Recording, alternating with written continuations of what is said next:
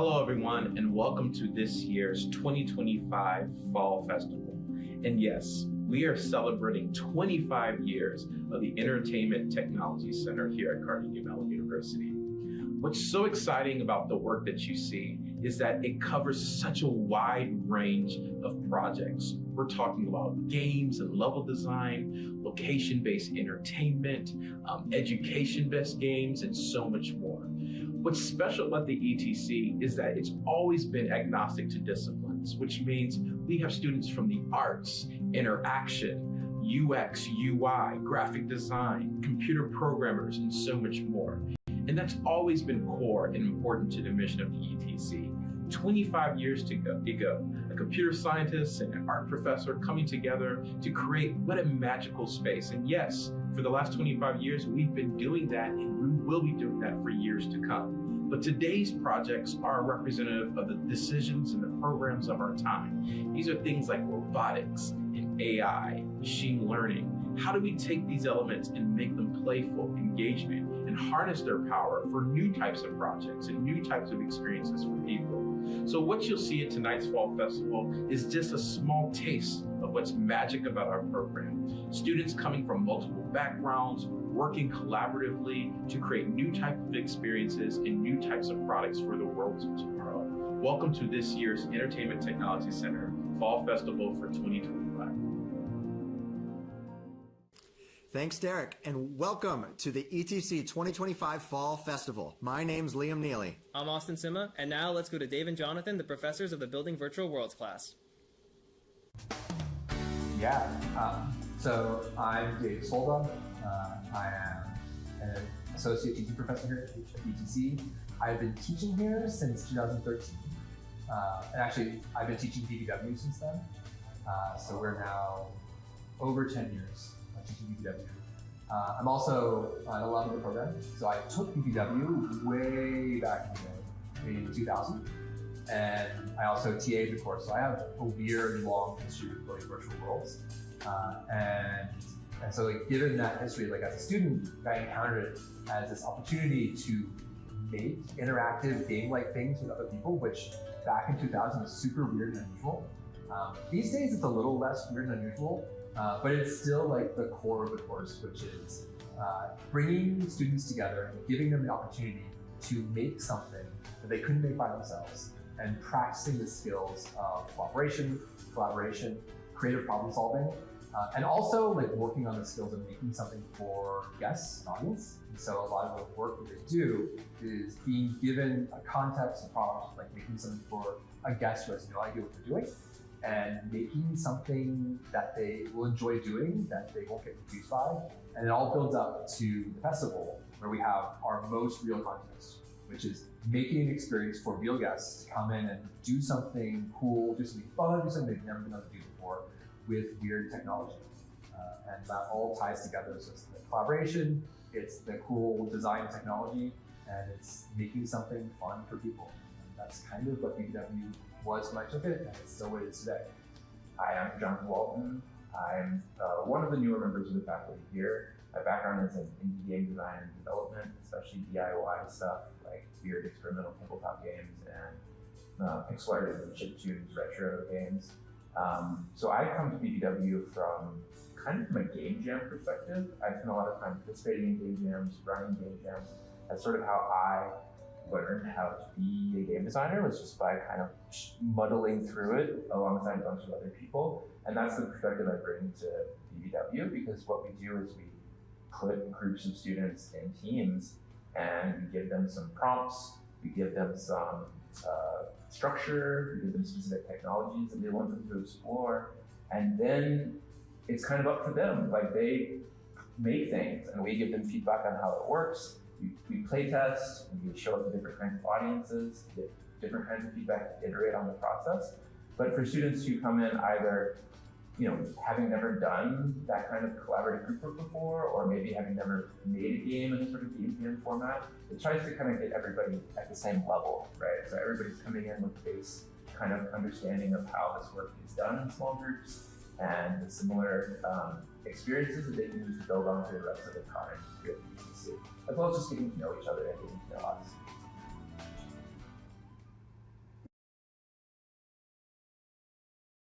很好，但是跟你们之前的风格不太一样。准备好了，分那个对。OK， 还有吐槽。不是这个。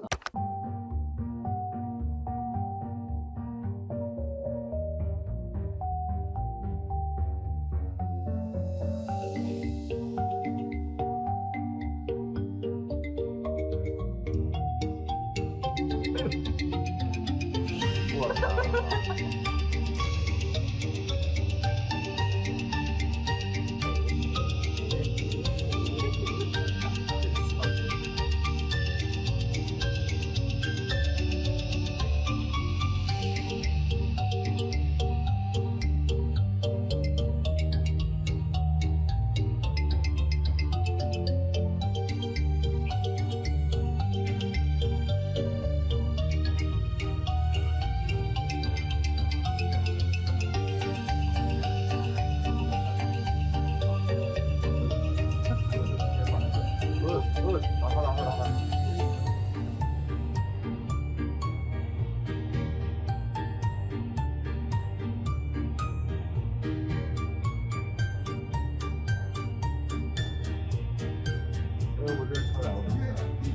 我这车，你先让他走，让他走。我操！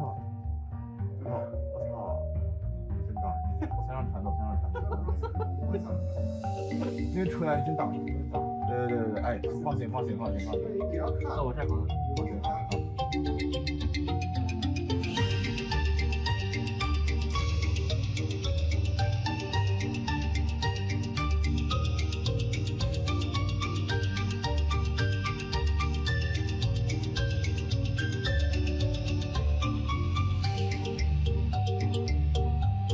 船没了，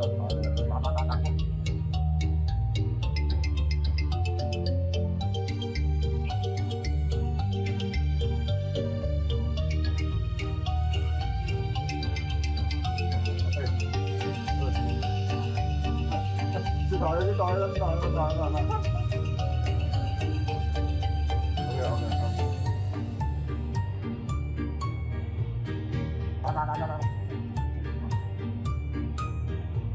打。放心。好，打。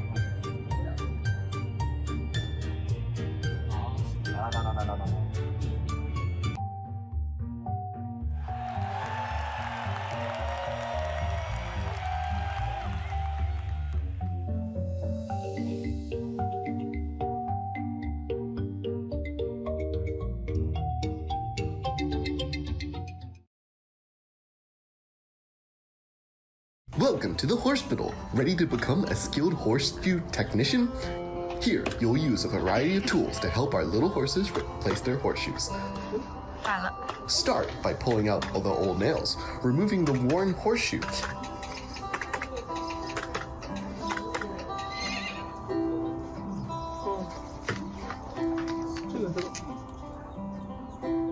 Nope.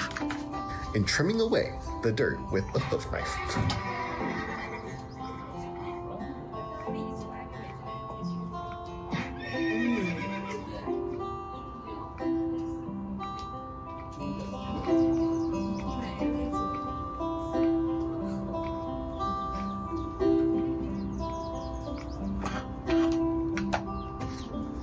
Then use a rasp to smooth and polish the hoof until it shines.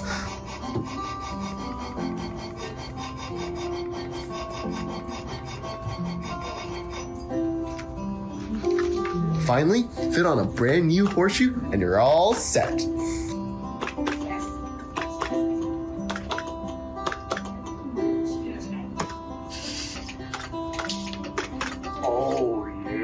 You'll need to understand and care for horses with different personalities, so come on, let's enjoy the art of happy hoof fixing together.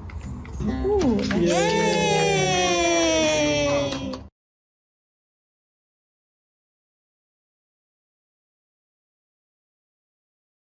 Welcome to Foldwood Squadron. As two hangar chiefs, you both need to fold out the right type of aircraft. Follow the on-screen steps to build the code 4 pattern. Then launch to hit March targets. Work and communicate with your wingmate. To hit and push through escalating waves of balloons. The air is crowded. Cadence is everything. Eyes up, hands steady, and break the records on the scoreboard.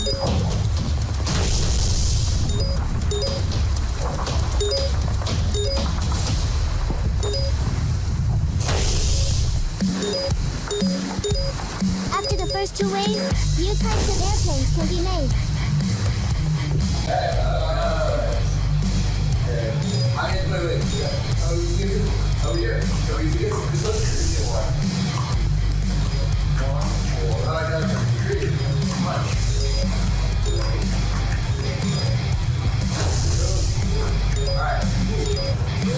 When the level becomes more and more complex, collaboration becomes important. Players will start communicating to clear the level fast.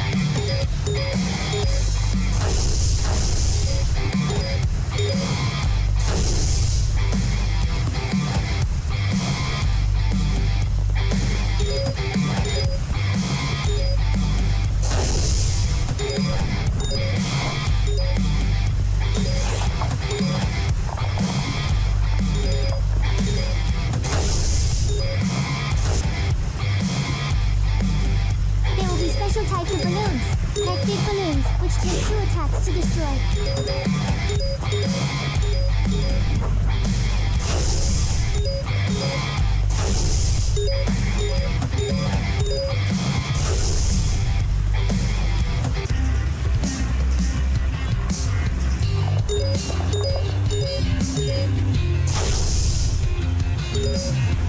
And unrecognized balloons that players need to guess.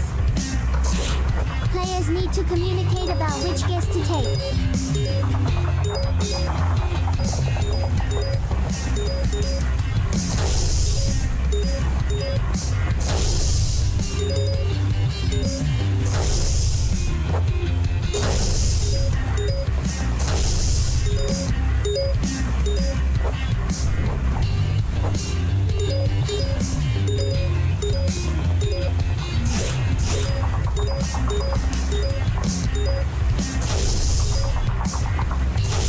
Good job destroying all the enemy balloons. Now note down your remarkable victory.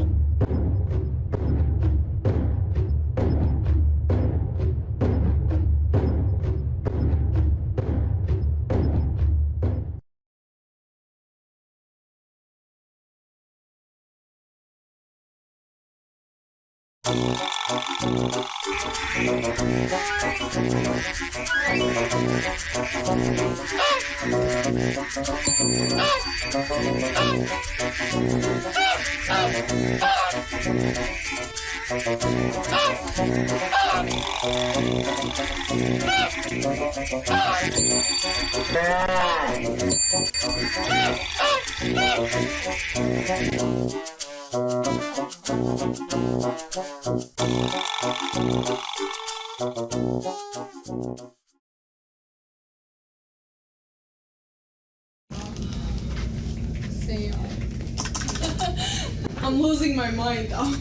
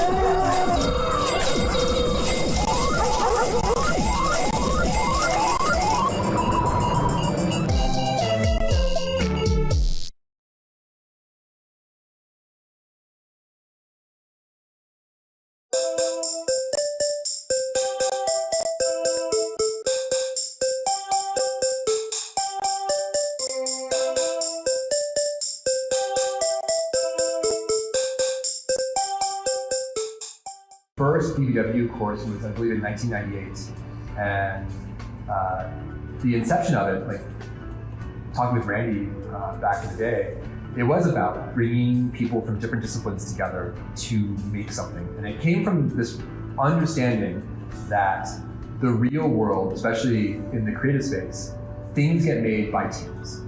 And those teams are not just the same person cloned like 6, 10, 20 times.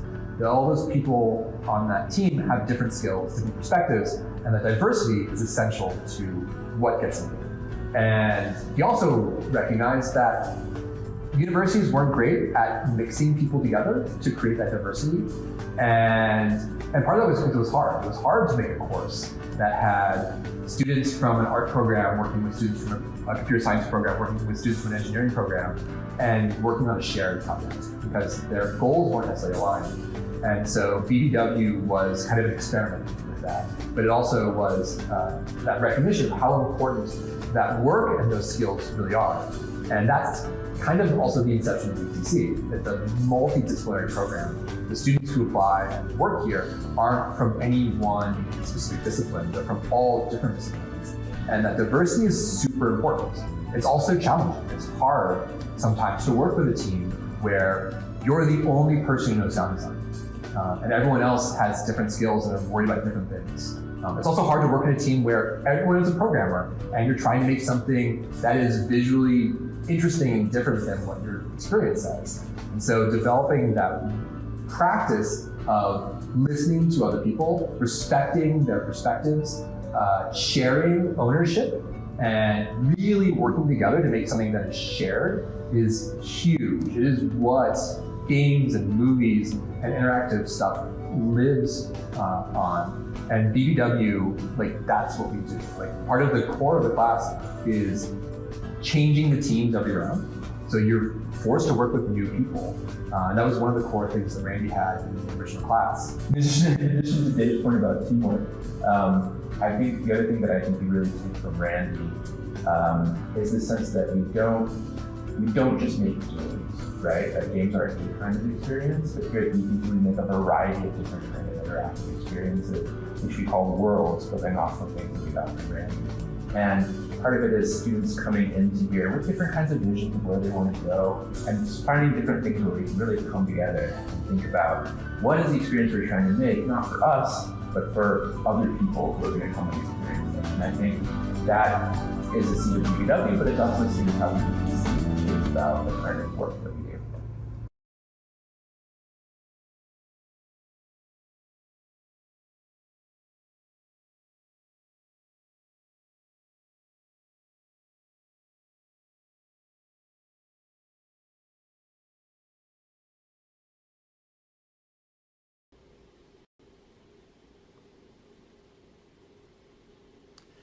Welcome back, everybody. Those were some great worlds that we just saw. I'd like to pass it off to my co-host. Hi, everybody. I'm Paulo Tassi. I'm a first-year student here at the ETC. And let's really talk about some of these upcoming worlds. Yeah, let's get into some of these. Yeah. What are some of the favorites that are coming up for you? Some of my favorites. I really like Slapdraw. Slapdraw was really nice.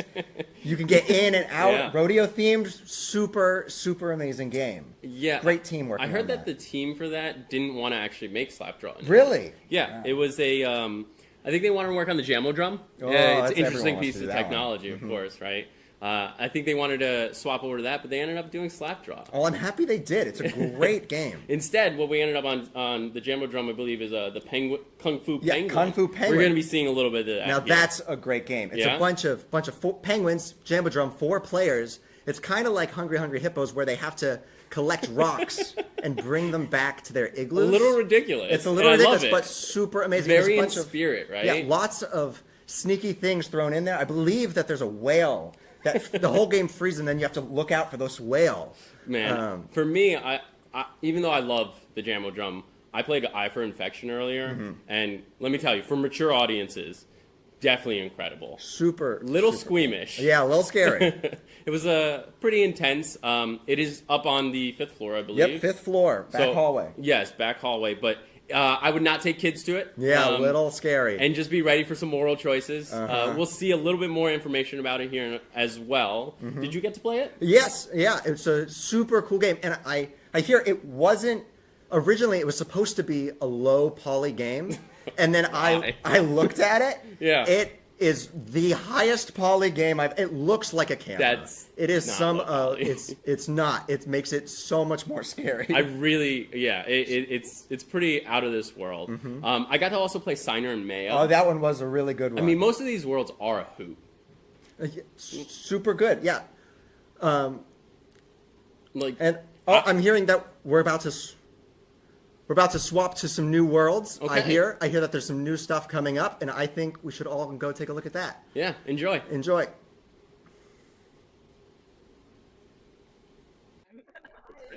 I made a couple of game jams with my friends, and they were really fun. Oh, is it time? Are we good? Okay. We'll catch up.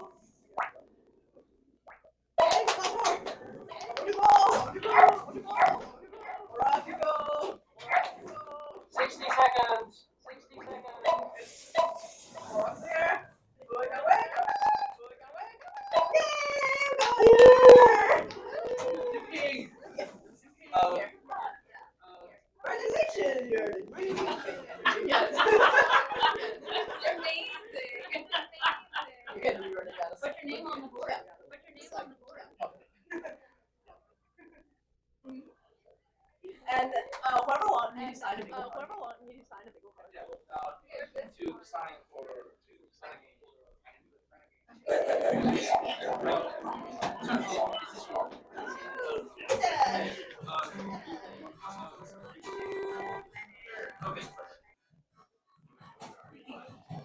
Thanks, guys.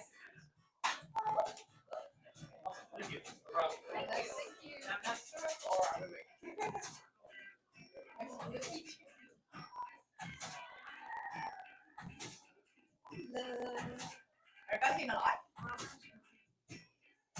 Are you gonna lie? No, your room is going live for a second. Okay. So.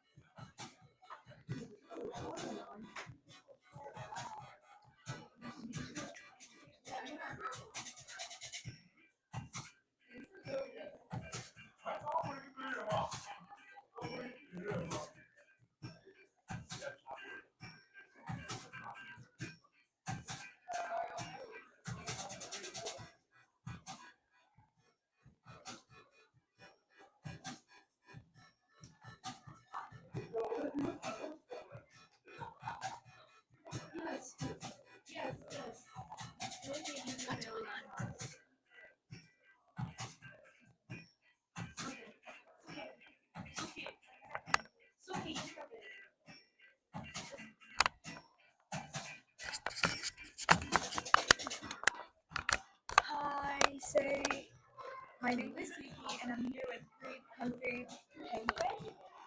And this is Hi. Nice to meet you. So I saw this wonderful room you have set up. Would you mind telling me what it is about? So our game is a 4-player Pokemon game. Like so, 4-player need to collect 5 stones in like 2 minutes to build the Penguin's house. Like is this set in time? Yeah, or with like the ice cream. So the ice cream is super cold. So player need to be careful with like the possibility to fall into the water. And there also have some killer whales will catch the penguin. Oh, that sounds so dangerous. So this is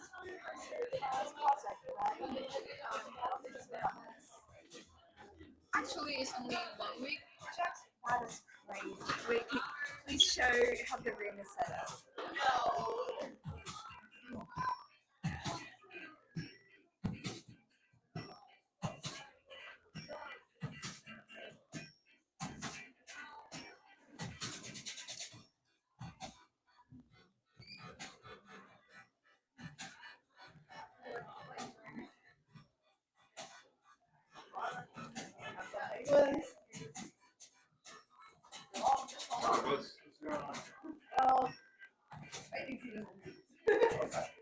Okay, we need more players, so like, can we get you more?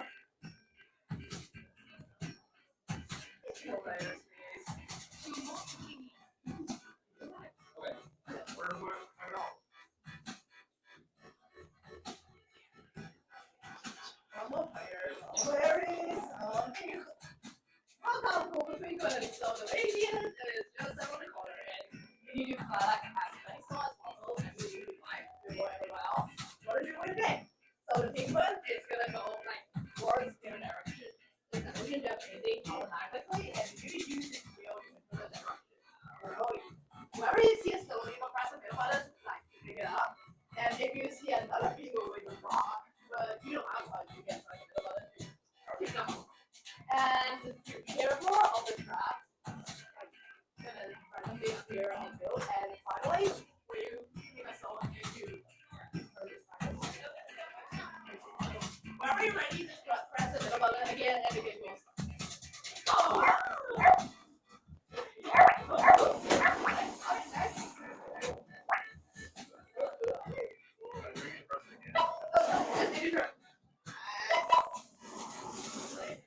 And you can see the rainbow trail. Basically, the rainbow trail is whoever is in the beginning. So,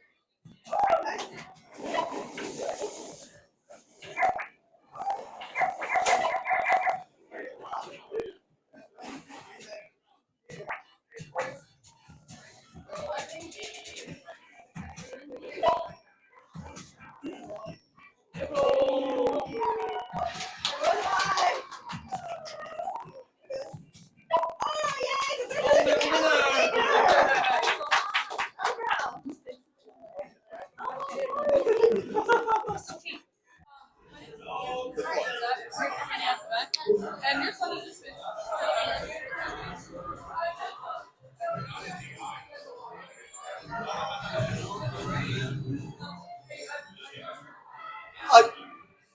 yeah, I don't know. Yeah, so sorry. Like we're going back. Like, huh? No. So sorry. Like we are showing Slapjaw like before this. Like that. Yeah, we were shooting Slapjaw just now. Oh yeah. Okay.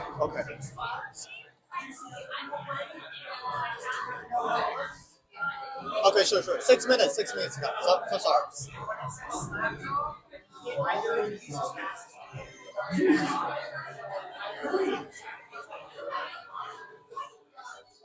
Yeah. Hello? So, okay, I see that. Okay. So which one is not working? Hayden, okay, sure. Hayden, can you try to turn it on and off again? Like it's not working right now. Thank you. Is it working better right now?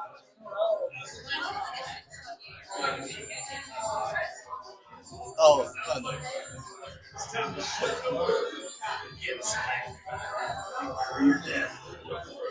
Okay, sure. sure, definitely. Nathan, sorry, would you mind to go upstairs if your camera is not working? Like, you might have to switch the cameras upstairs. Any idea? Thank you. Yep. Up.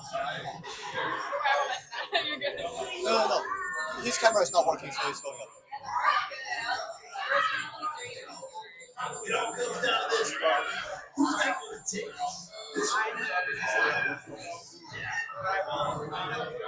It's going up.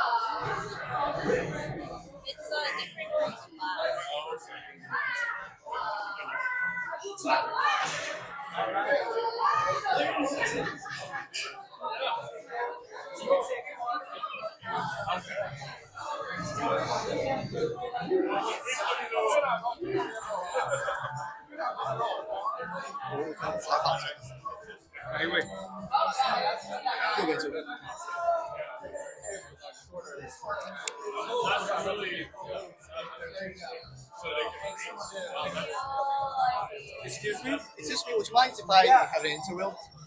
Sorry. Hi. Sorry, would you mind for me to interview you for a little bit? Thank you. Hi. So, It's only me. you guys can do it. So, how do you guys feel about the game? It's really fun. I like it. It kind of reminds me of One Two Switch. Yeah, One Two Switch. Ah, well. Yeah. What do you feel about the climax? So, when does the game turn you really interesting? Yeah. I think it's the one you compete with your friends, but you also feel fun because you're physical interaction. So yeah, it's a really great game. Ah, I see. Yeah, it's the first game that you do in this room or when you come in here? It's the first game for this year. Yeah, for this year. Yeah. All right. Thank you guys. Have fun. Yeah, thank you. Yeah. Thank you. Thank you.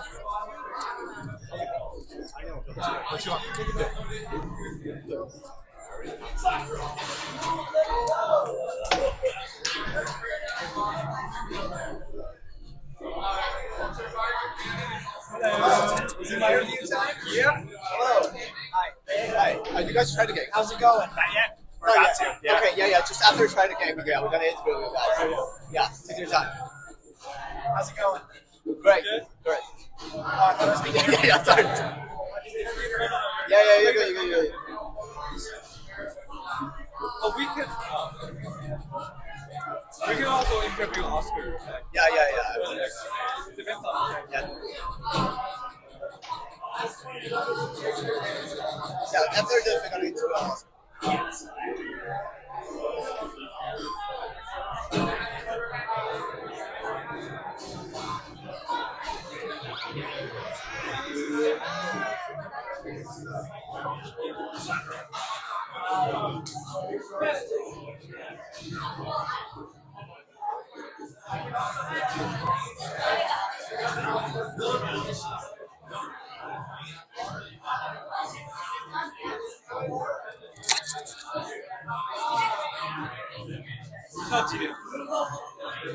Yep.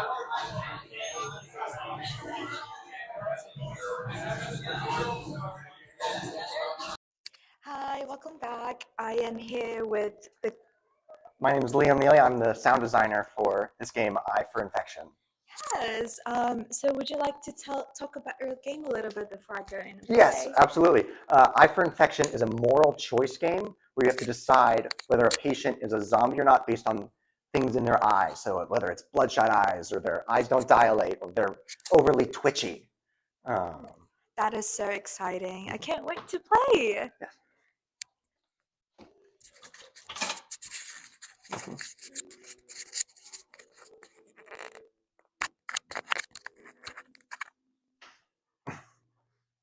come and take a seat. And then in front of you, you have a lot of different tools. You have a stamp, you have an eyedropper bottle, and you have a speculum that you can open and close to open their eyes. To start the game, pick up the stamp and tap innocent, which is the thumbs up. And you put the stamp back.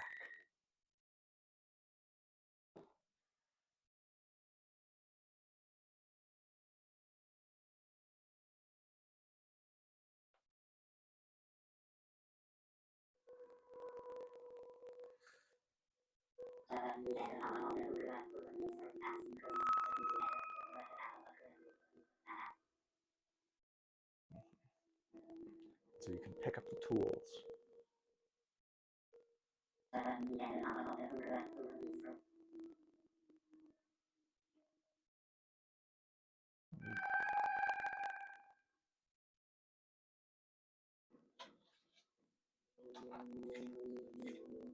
You're looking for bloodshot eyes.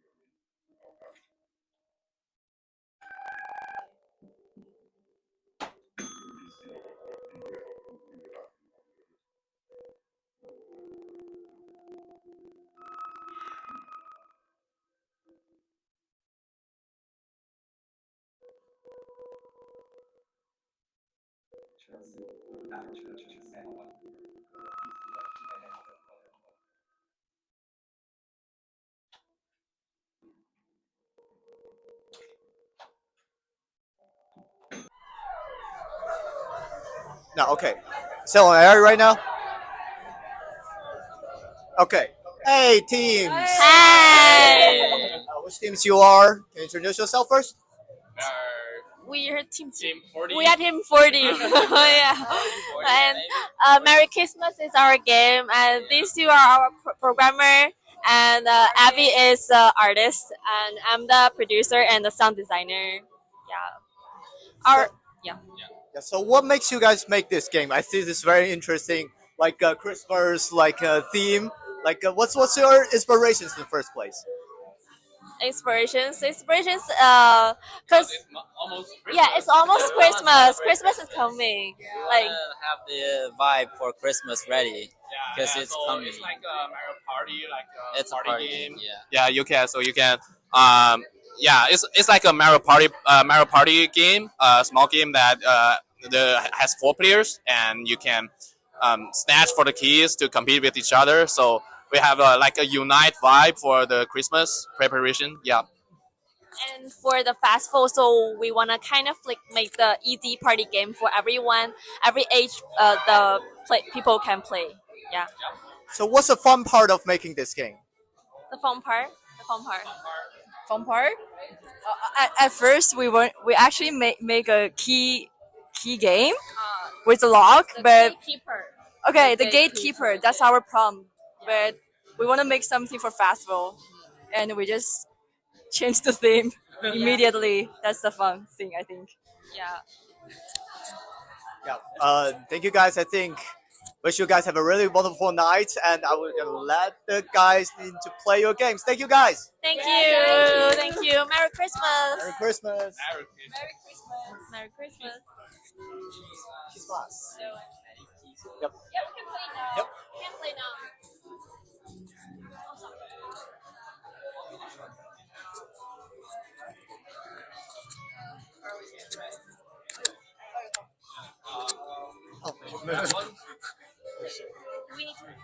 No. I'm just gonna collect this. Okay, I'm sorry. Yeah, press any button to join. Here. Yeah, here's the instruction. Release. So for PS5 is circle, the right button, and yeah, you can pass the bomb by glide with the other one, and yeah, it will blow off the people surrounding. Okay. So I'm the green one. Oh no! Wow. Okay, I got it. No. Oh no!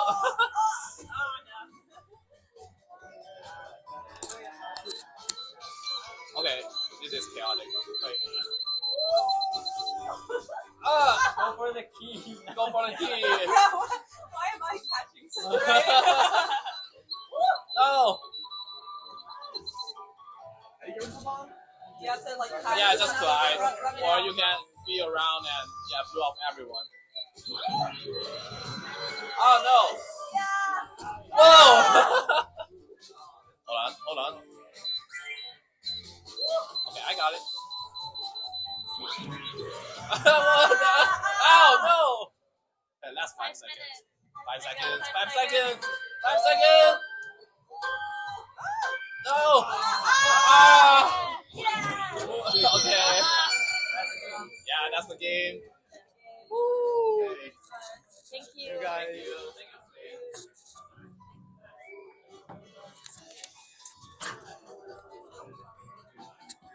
Hi. Yeah, I'm gonna inspire Natalie. Hey, Natalie. Yeah. Yeah. So, would you mind to take it? Okay. So, hi. Is this the first time you played this game? I played it back like at interim a little bit, and when this was being developed, so this is maybe my 3rd or 4th time playing this. Ah. So, what's the fun part do you think this game is actually getting? I think it's fun to chase each other around and to try to basically dive at each other and steal the key. I think that's very fun, and avoiding the bombs. I don't like getting blown up. Yep. Yeah, thank you. Right. Yeah, of course, thank you.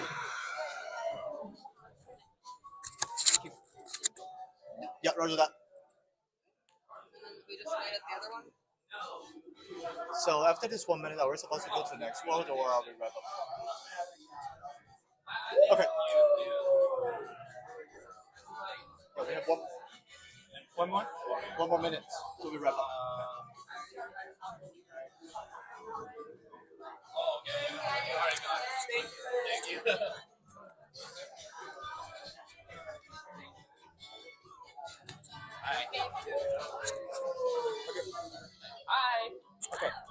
you want to play Mary Peace class? Okay, the next one. Oh, which is the next one? Hi. Nice to meet you. Nice to meet you. So I see this awesome game displaying over here. Would you like to introduce it? Yes, of course. Adventure is a 4-people party game, 2 versus 2, orange chicken versus white chicken. So there'll be 2 players controlling the pedals, which controls the chicken run, and also there are 2 people doing the button pressing, which is the chicken steering. They can control the chicken's direction. That sounds so cool. So how long did it took you to make this? I realize it's a part of your course, right?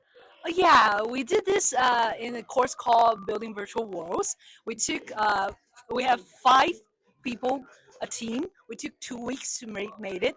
We 2 weeks. We played as and iterated, so it can be played by everyone. Yeah, basically they can learn it. That is so fascinating how far you got in 2 weeks. So what are some of the keywords for your games? Keywords, I think stumble is one of the words because chicken can run into the obstacles, they can stumble. And also bouncy because chickens they're fat and they're bouncy and also funny. It's very fun to watch because we have awesome art styles thanks to our wonderful artists, Iman and Queen over there. Yeah, Queen, hi! This is one of our brilliant artists who created this. Yeah. So what are some of the technical difficulties or important moments during the process? Well, important moments. I think we need to arrange the obstacles so it's not too difficult to play with and also not that much easy. Or we also need to control the interest curve. And also we need to adjust the chicken running speed and all kinds of numbers and stuff. So we playtest a lot by ourselves. Basically, we have very loud noise using the pedals, so we annoy our classmates a lot. That sounds like a lot of progress you made. I can't wait to play this game. Yeah, so we can play it. Wonderful. You can either have a seat.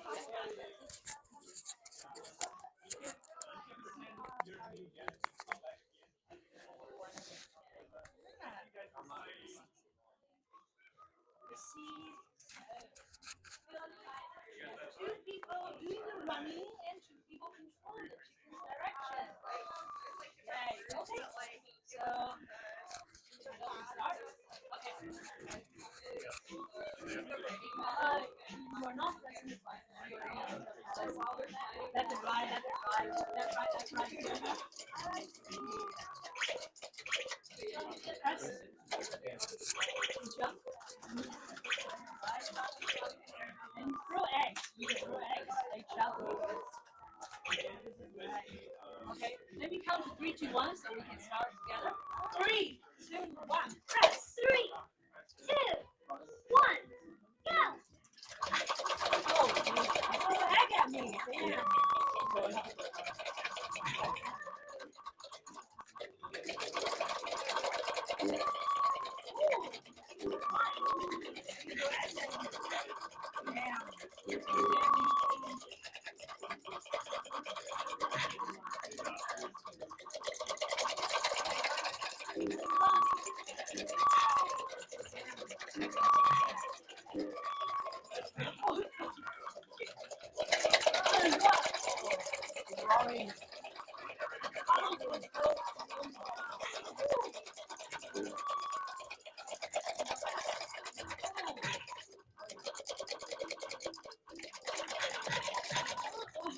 Almost there.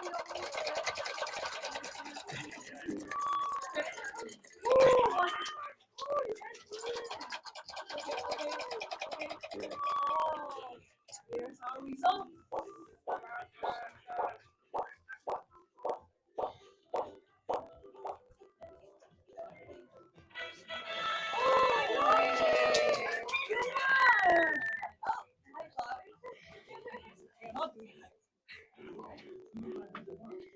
Thank you for playing. Thank you. That'll be it for Adventure.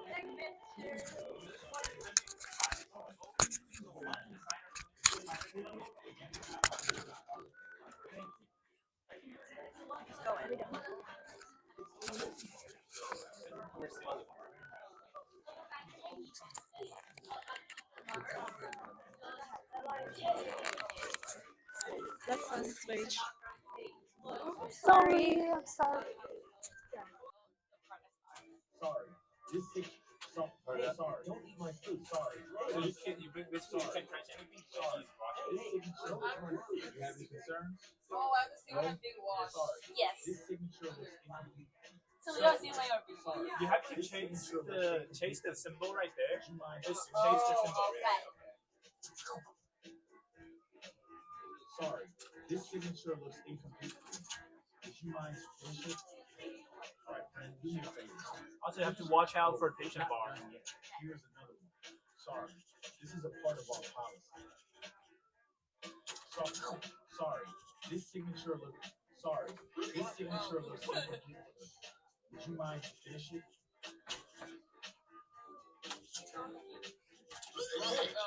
Oh, so you got caught eating when you watch well. This signature looks incomplete.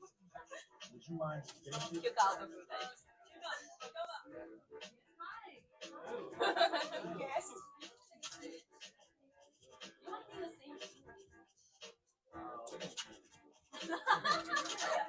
Oh, okay. That was fast.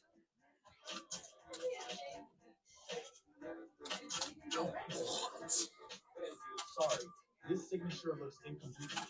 I can't tell what's wrong. Just sign your name. I got my job to do later. About 30 seconds. You are almost there.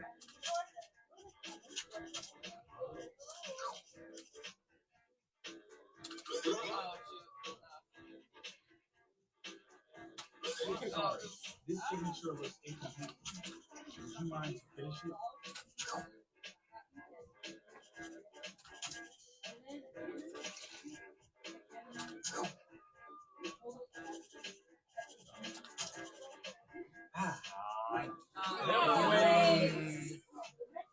That was really fun. Thanks for playing. Someone upstairs. And the reward for the winner. And also, in the envelope as well, the agreement form that you put your family. Thank you for playing. Thank you. Thanks for playing. Have fun tonight. Hey guys, sorry, it's me again. Yeah, would you mind Oh, to? me? Yeah, sure. Sure. You want to do it? You can go. No, it's your job. Yeah, you guys can do it at the Okay, same we can time. talk about Yeah. that. Okay, sure. Hello guys, how are you? Nice so far.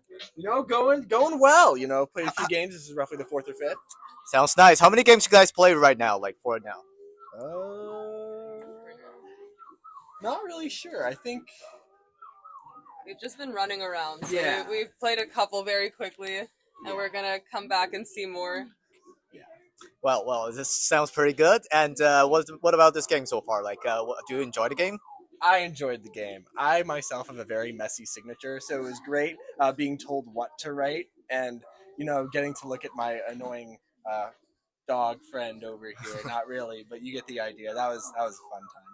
Well, so what's the funnest part do you think like this game gives you? I liked being able to catch when he looked away for a second. While he was staring at me, I was studying where the buttons were. So as soon as he looked away, I tried to press them as quickly as possible. That was fun. I had a fun time trying to predict the dog's patterns. I realized that if I looked and then looked away and then looked right back, Nelly would type 3 in a row and like lose a lot of points, and that was fun. Well, sounds really fun. Yeah, thank you guys for the intro. Like, wish you guys have a really great night for now. Thank you. Thank you. You as Thank well. you. Yep. What else? Yeah. Few games in this round. I think it's still doing. Still doing. Yeah. So this was called It's like actually not really kind of. It's almost 7. Almost 7. 11 reminder. Amazing.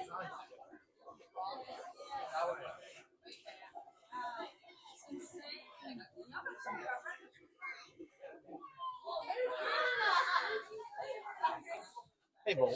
Are we supposed to come back right now?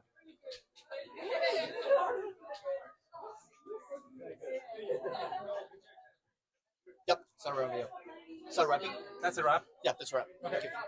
Thank you, Mo. Heading back? Yes. Yeah, heading back. Thank you, guys. Too cool.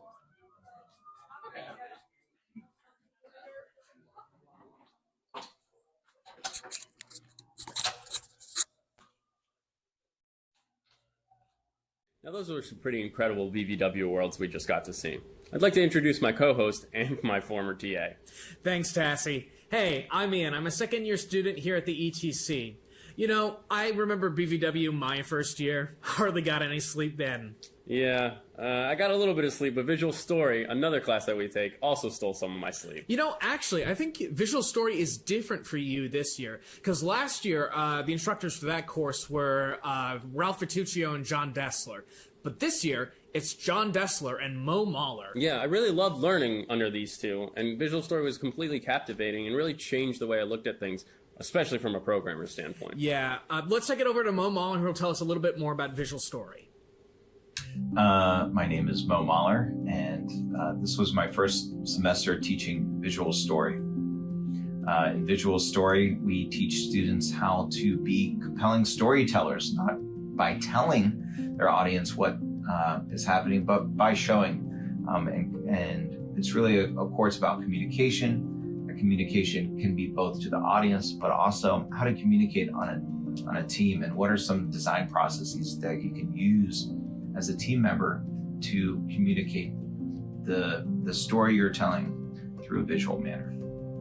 So we have a variety of students. Some people are really experienced with things like animation and filmmaking and have a lot of experience with things like cinematography. And other students might be coming from a technical background. So how do you make a course like that interesting to both ends of that spectrum?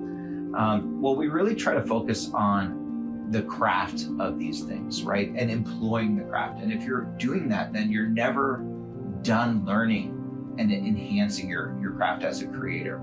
And really showing the technical folks how valuable these elements can be in their repertoire, in their tool belt. We can really get them involved and really discover a creative side for them. And that's one of the things we really focus on in Visual Story, is getting people active creatively.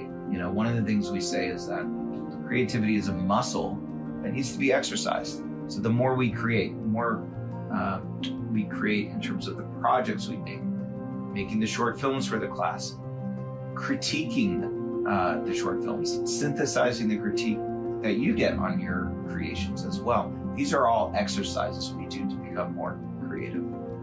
So one of the themes of the class is that we want all of our students to become really good storytellers.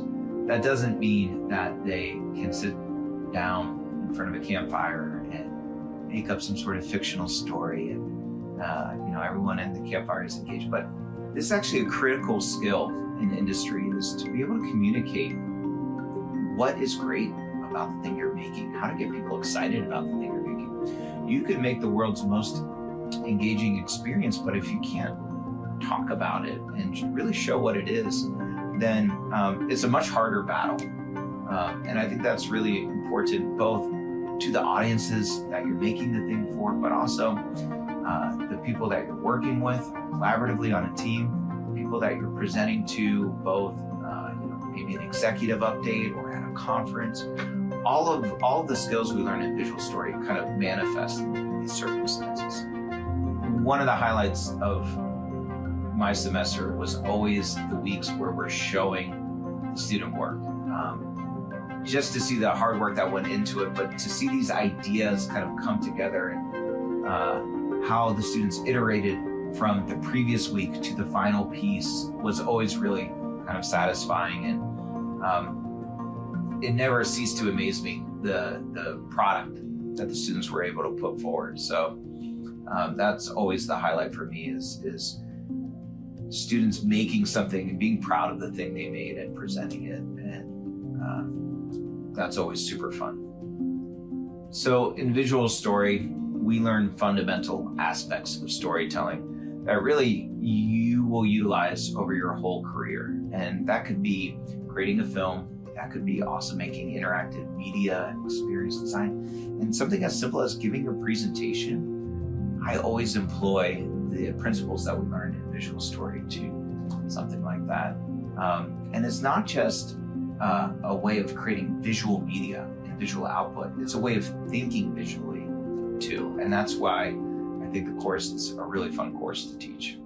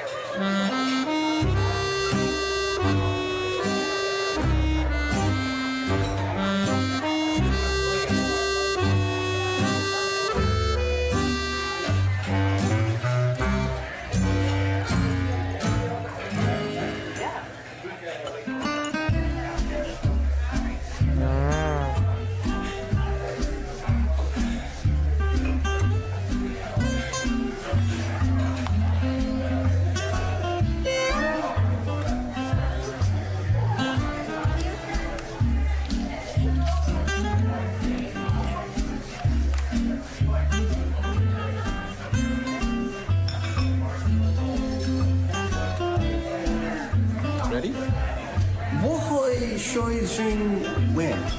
Okay, 您要什么？我要这个。好的，您知道这里面有花生酱吗？ 2份。2份，好的。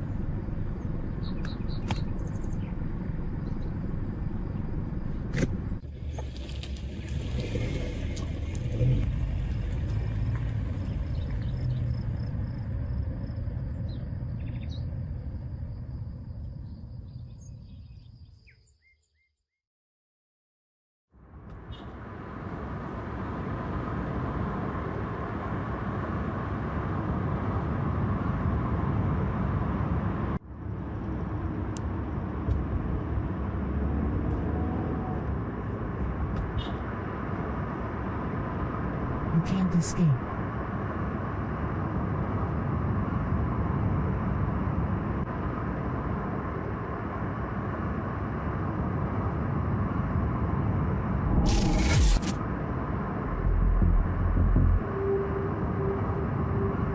You can't escape.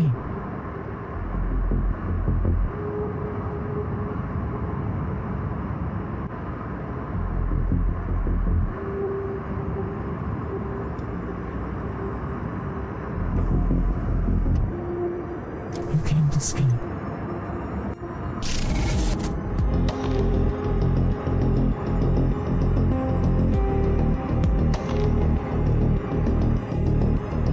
You can't escape.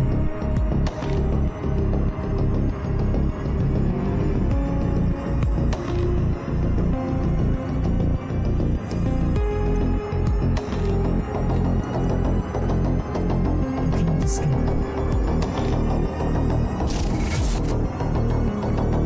You can't escape. You can't escape. You can't escape. You can't escape. You can't escape. You can't escape.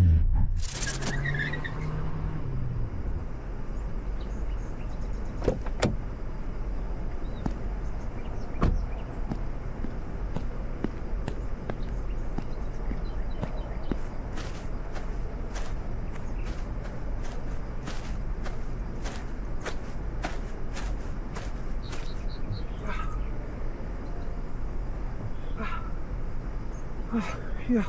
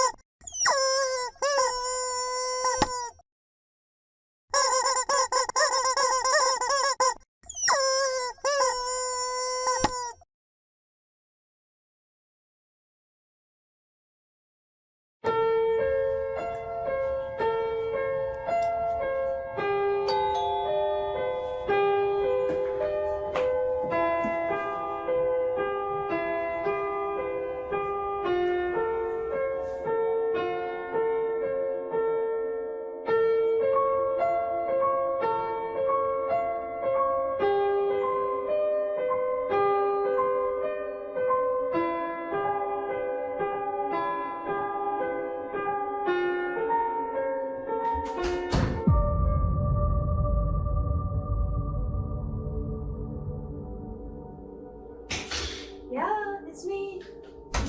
Right. I know, right? Yeah, that's ridiculous. Right. Yes, okay. Then see you later. Bye.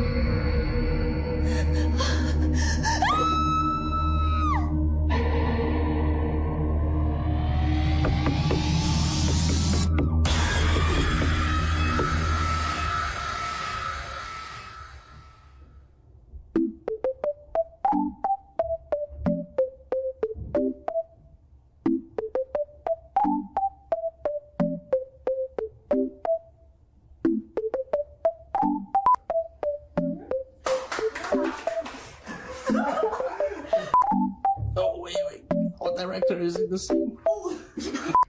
我觉得抬手的同时你转，对我也觉得你就是我同时转的时候你叫，不要吓我。3, 2, 1. Those were some great films with some great narratives. And speaking of narratives, let's talk about some of these worlds. Yeah, a lot of these have great, high, tense, emotional stakes, and combining physical interfaces with the virtual worlds. And speaking of narrative, I'd really like to highlight Mic Drop for its terrific ending, which I can't wait for all of you to go and see. As well as Wings of Trouble using physical, giant bird wing props in a VR headset. Super cool, let's go check it out.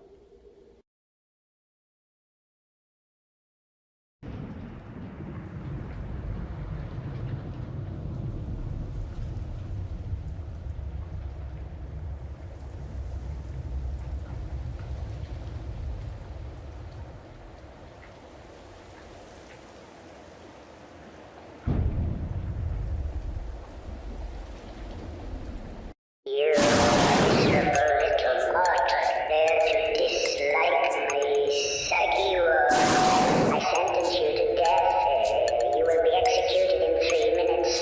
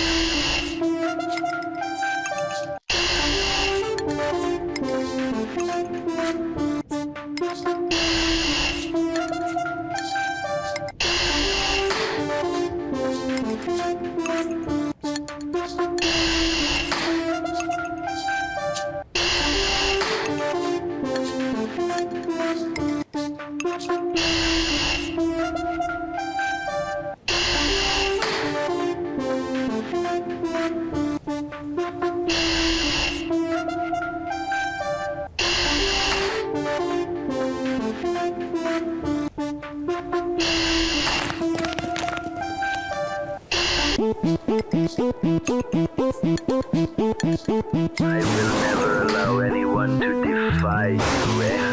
Anyone who dislikes you, I will rot in my prison forever. Oh, Sakiru, my dear rabbit, I will never allow anyone to defy you. Anyone who dislikes you, I will rot in my prison forever. I will never allow anyone to defy you. Anyone who dislikes you, I will rot in my prison forever. I will.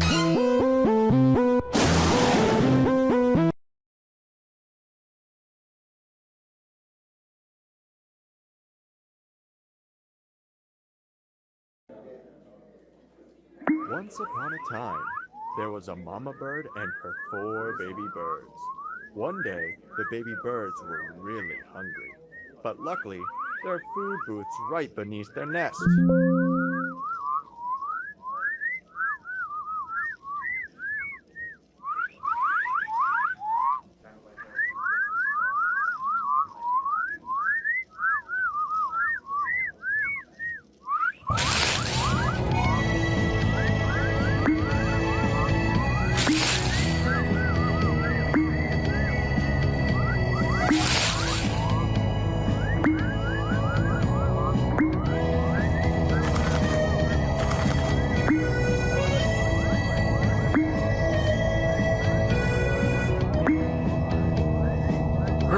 The mama bird needs to bring home the well-earned food for her babies.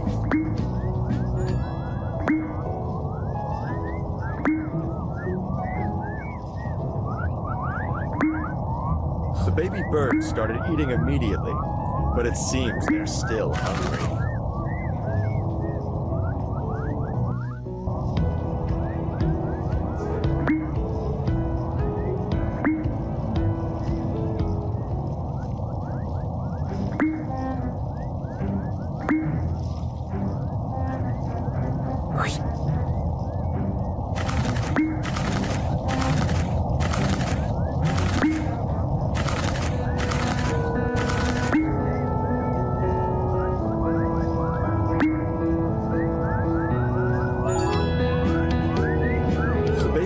Started eating immediately, but it seems they're still hungry.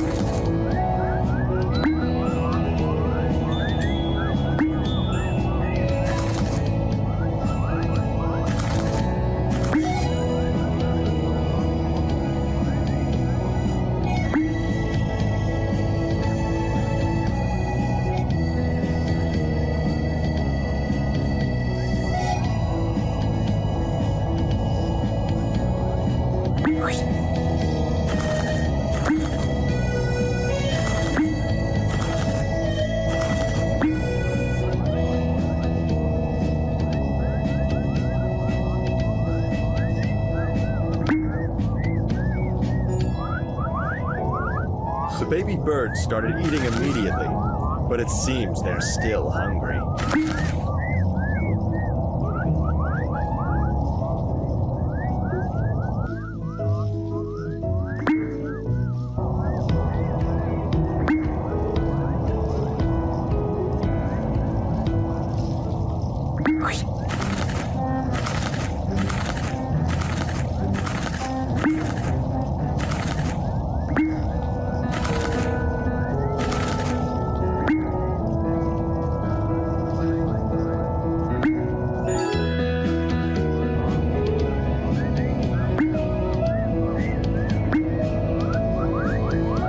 Are stuffed.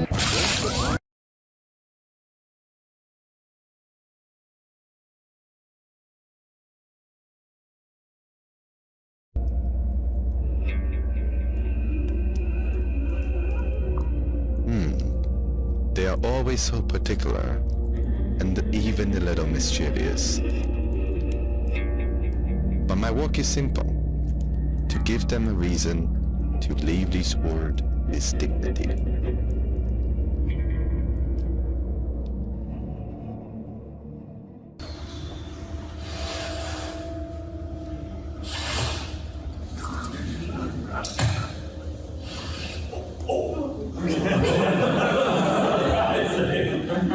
Hello, sir. I thought you were dead. Most dead people don't sit up.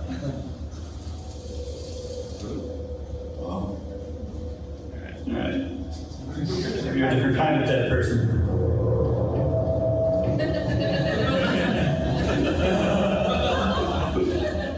Just some laugh like you don't like flute.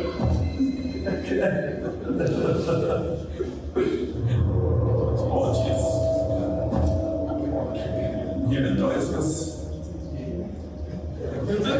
Put you in that. I think that's where you want to be. I can close it. No. Hello. So sorry.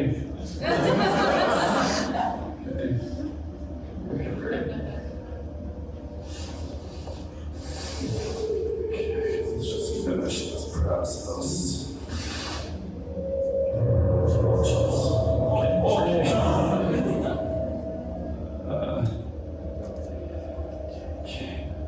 Great job, man.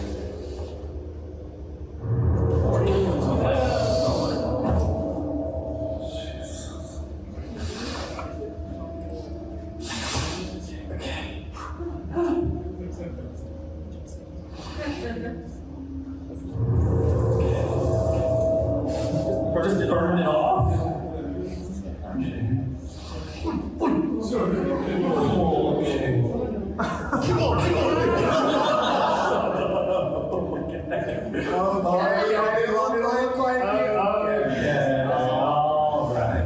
You have a portrait on the wall. I'm so sorry. I'm so sorry. Right, one by five. Okay. Oh my gosh.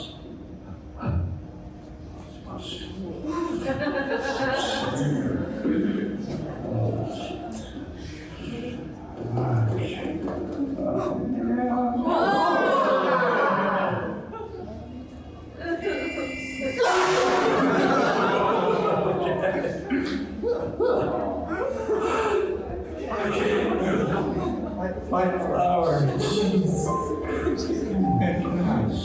Sorry, I gave you the false. I'm sorry.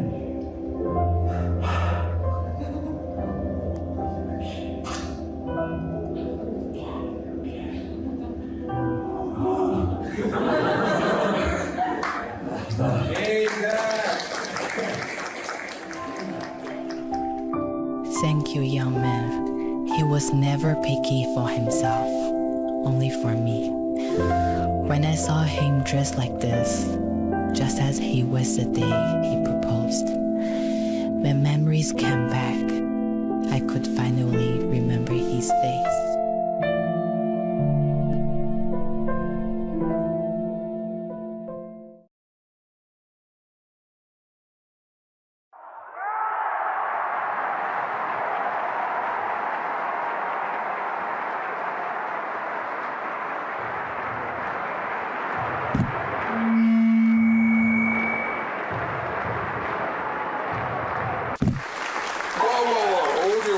Mike, you're not done here yet. I mean, come on, kid, what's the first rule of show business? You've got to leave them wanting more. So wave at them. I don't know, give them some, rile them up a little bit. Jeez. Come on, wave at us.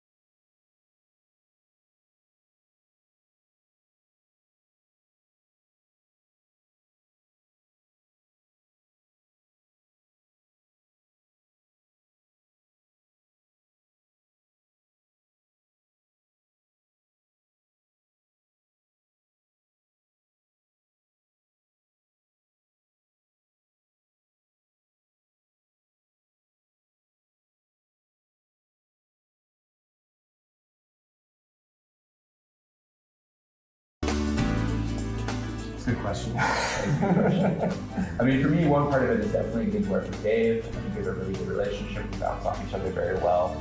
I think we have some similarities and some very strong differences, and those really help when we're trying to figure out how to support different groups of students and solving different kinds of problems. So that's really fun. And honestly, just getting to work with all of the students right when they get here, learning about them, supporting them, working with them through different kinds of challenges that we get them. And also just being a part of all the things that they make, right? It's really rewarding. I come to work every day and we get to make cool stuff with really smart, bright, creative students. Yeah, I mean, part of our job is to play everything the students make, basically. And it's exciting. And we get to the end of the semester, we've played 60 experiences. And those 60 experiences aren't just like, oh, things that we played, they're things that students have made. And I think part of what's rewarding about that is our job is to create the circumstances for all of that creative work. And so truthfully, all the hard work is done by the students. But I think one of the things that I find rewarding, I think that we really sort of engage with is how do we make that work better? How do we make it, get rid of the parts that are frustrating and make the parts that are important and motivating and rewarding the students bigger and better, and sort of refine it. And I think when the worlds get better, it's a strong reflection of the students' engagement. But I also sort of see it as how we are able to support the students better. And I think that's really rewarding, is when the students succeed, it's through their hard work, but also a little bit through our help in crafting the constraints and the circumstances. Yeah, I think we often think of BDW as an interactive experience that we run and that we sort of iterate every time that we run it to try to improve it, just as the students are iterating the work that they're doing and trying to improve it.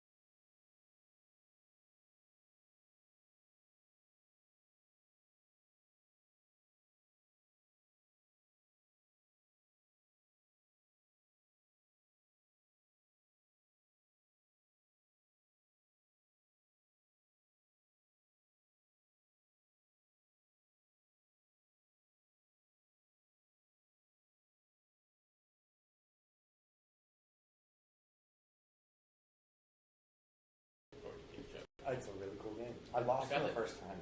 Did you? Yeah, I was undefeated. Sometimes it doesn't pick up the sound. Keep going. So it's just one of those things that I really enjoyed the game, and so I got to be vocal with it. Mm-hmm. Yeah, it's super great. I really liked it. Another game to look out for is Overstuffed. Another one on the Jammo Drum. On the Jammo Drum. It's super cool. 4 players again. Now you're dumplings. Oh, it gets me so hungry. I'm so hungry. But it's more than just dumplings, right? It's the different types of dumplings. Yeah. There's a great ending to it if you get to play it. Honestly, one of the highlights here.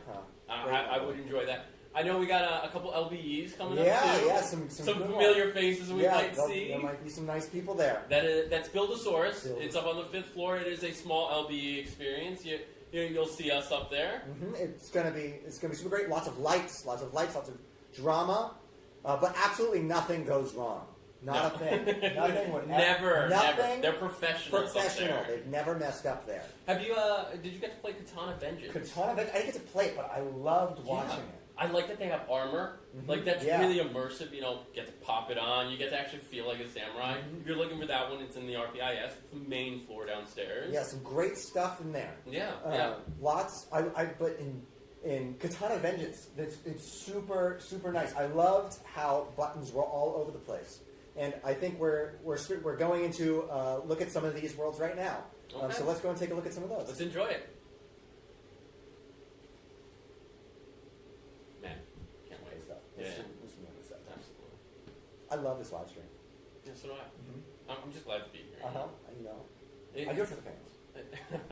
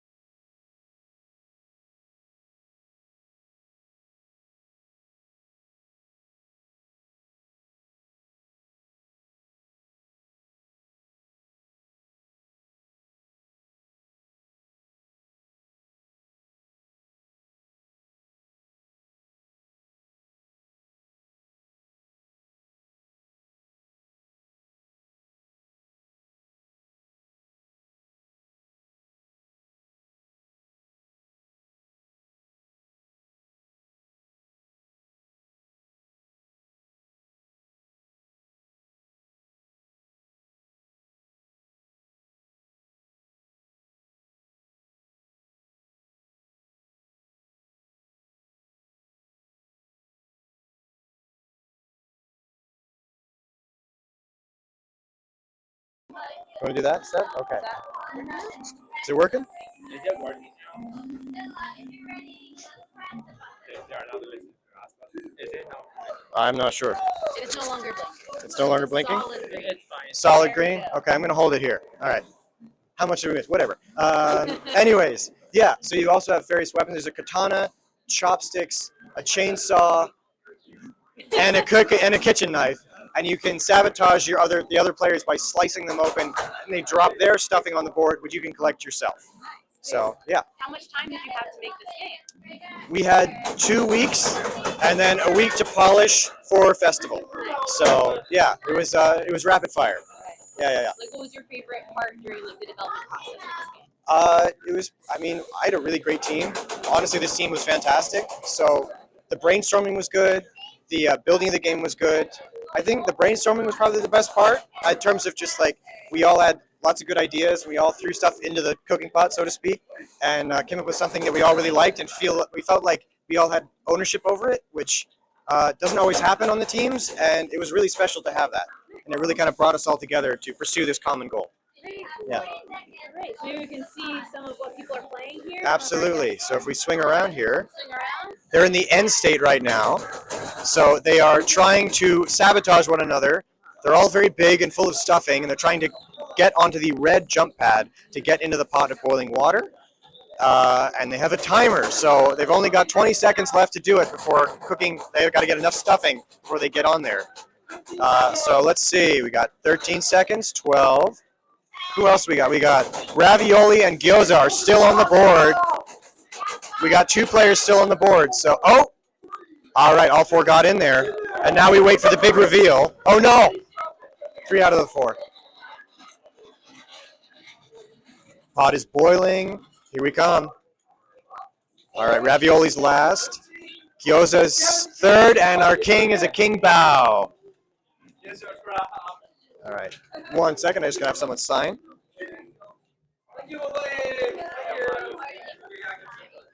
Yeah, would you please sign our board of champions here?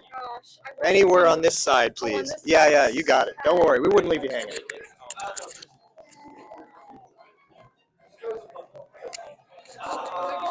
Fantastic. Thank you so much. Thank you for playing.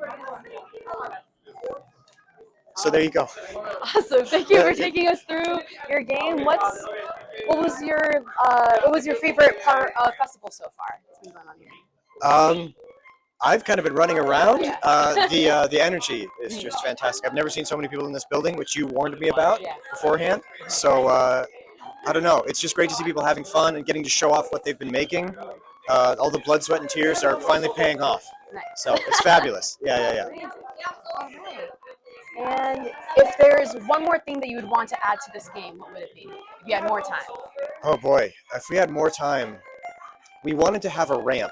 Instead of a jump pad going into the boiling pot, we wanted to have a ramp where people would be fighting for it and falling off. But it was the one thing we couldn't add in the time frame we had. So that would be the one thing. Yeah. All right. So thank you so much. And we're going on to the next world. Thank you. Thank you.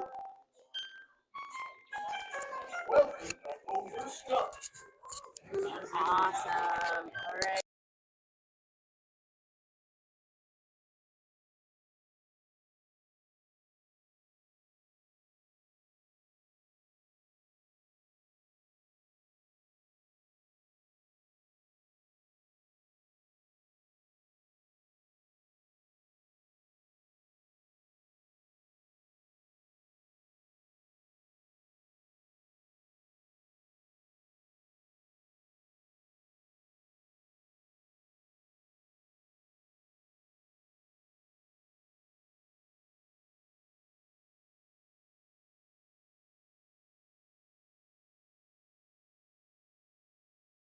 Look at that. Yeah, it's all. Yep. Okay.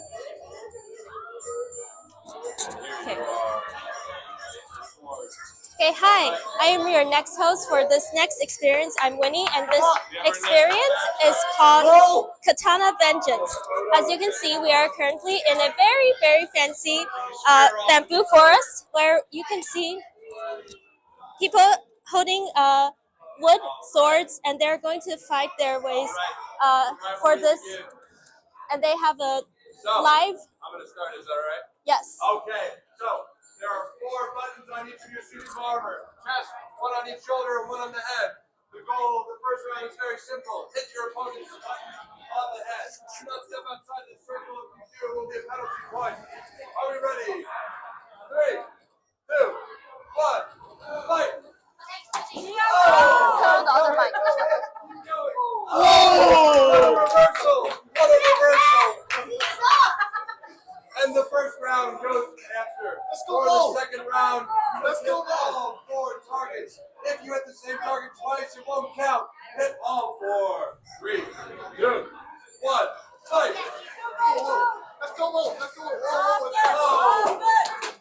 Only 1 left for the Hamster. 2 left for the cat. Hit the left shoulder, Hamster. Cat. Oh! We're still going. We're still going. It's a close one.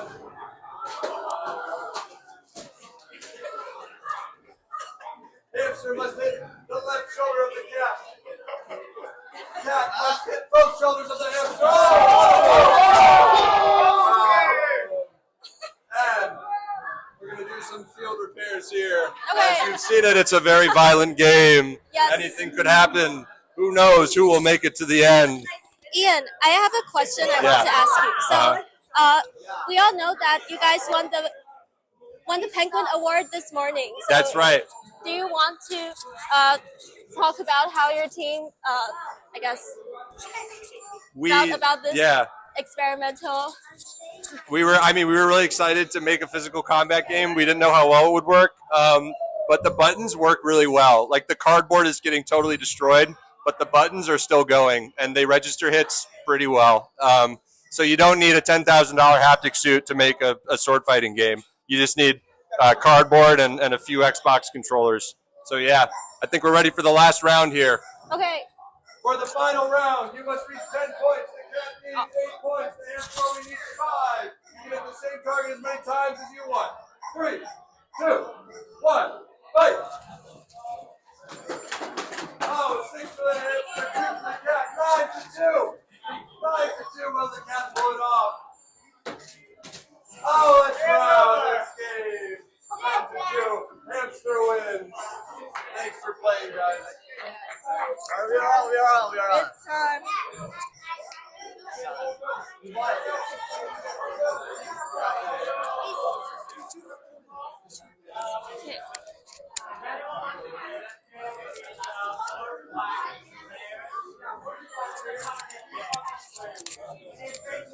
Yeah.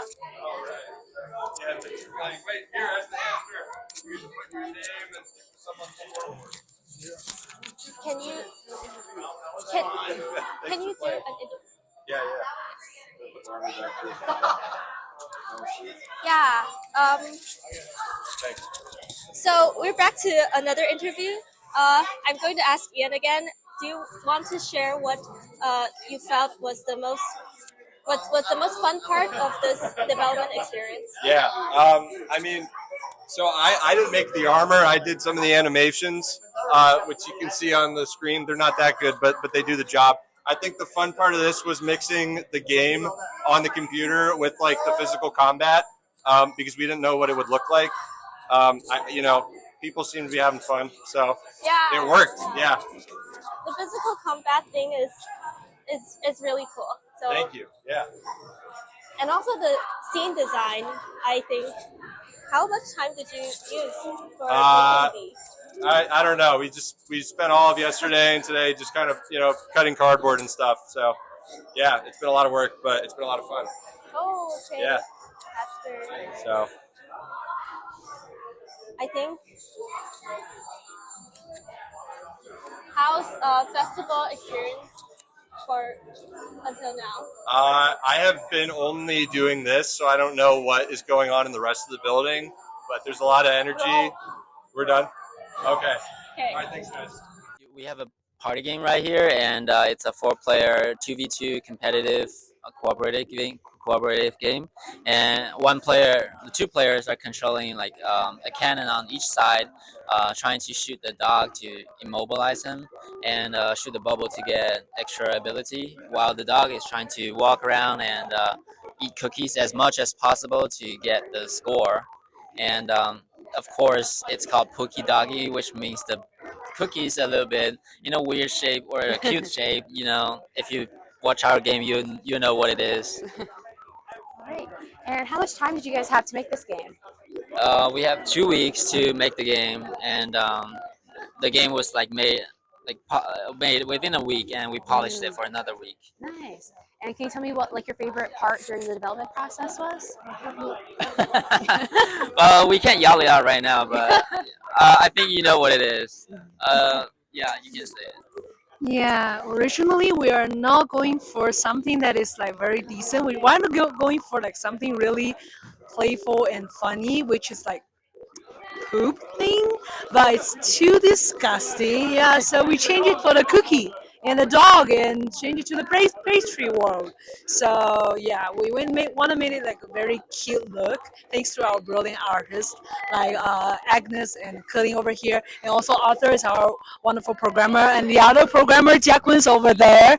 Okay. Yeah, that one, Jacqueline. Yes, our wonderful programmer. Yeah, so the whole development process is really fun. And if there's anything else you could have added to this game, is there anything you would have wanted to do if you had more time? If you had any more time, is there anything else you wanted to add to the game? It was the next. We would do more dogs, more dogs. Yes, probably more dogs for the guests to choose. Yeah. Nice. All right. And what's been your favorite part of the festival so far?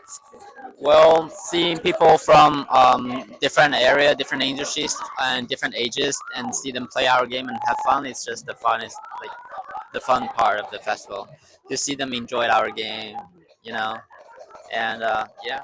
Very cool. Very cool. Do you think we could take a look at your game here together? Can we play it together, maybe? Yeah, we can play it together. Can we play it again just for the stream? Yeah, the 4 of us, we can do it. Thank you. Thank you. Thank you. Have fun. Thank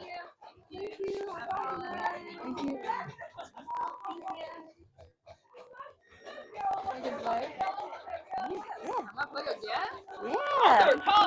Yeah. Yeah, sure. I'll play. Okay. Oh no. Come on.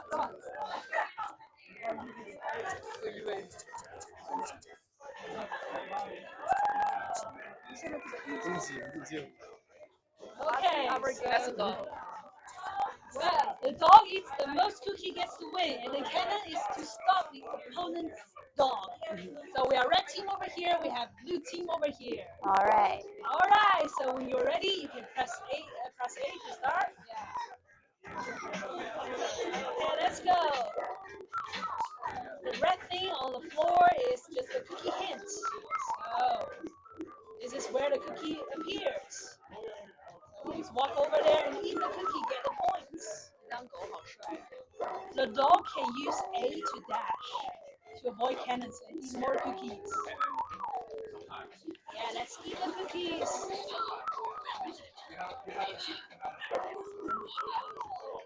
Most of all points. Cookie eating.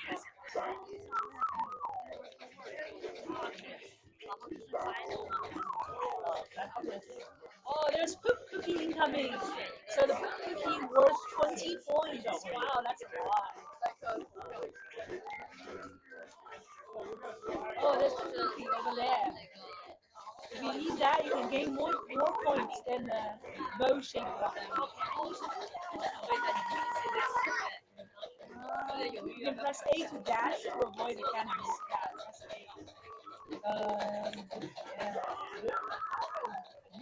So there'll be bubbles that cannon can hit.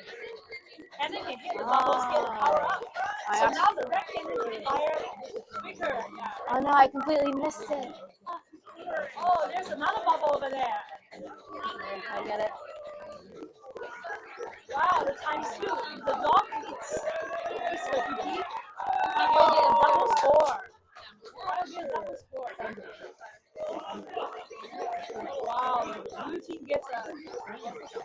You can hit the bubble. Oh, you can shoot the. Oh shit. Sorry. Party time. Now it's time to go insane.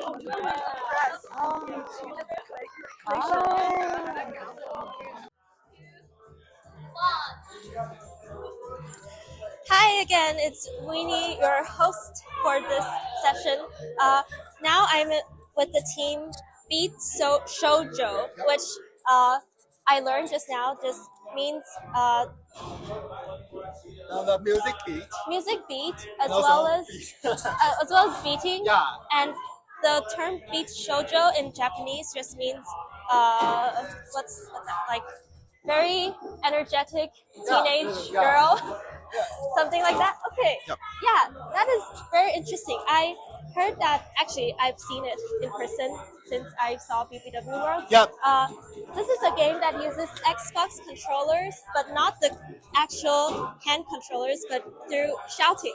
Yes, so we're basically using Xbox controller while using the microphone. So our game is basically like a fighting game. You use controller to do the basic movement, and you shouting to attack. Yeah, Shouting you shout to to attack. Yes, that's easy. Yeah, okay. I am afraid of shouting, but I will try this game. Of course, why not? Just try it. Okay, so now I will try this game, and I'll have this person go play the game with me right now. Yeah. Okay.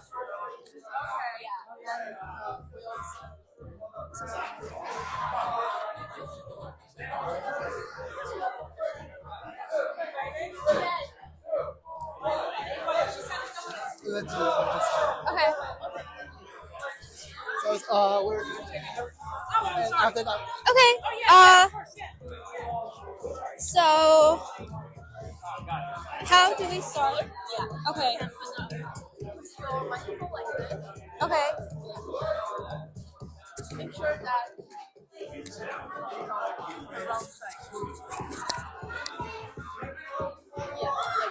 Okay. can turn around. Turn around. Oh. Make sure that you go And get this. You can select your character by Oh, I see. It's a little bit hard, but you can choose whatever you want to. Okay, I will choose easy. I just choose one. Then press it. A is jump, B is dash. A is jump, B is dash. Okay.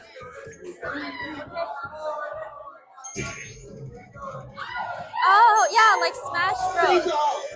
Ah! Oh, okay.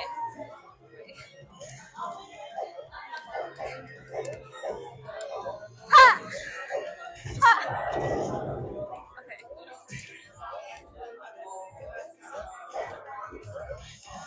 Ha! Ha! Oh, I am so good. Sorry. Very good. Ha! Ha! Ha! Ha! Ha! Wow. Okay. Ha! Ha! Wow.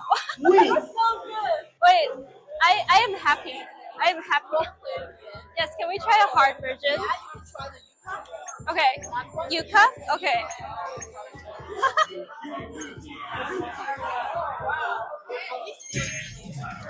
Yeah, we can do another three. Ha! Ha! Whoa! Ha! Ha! Woo! Ha! Okay. Ha! Ha! Ha! Ha! Oh. Ha! Ha! Ha! Ha! Ha! Ha! Ha!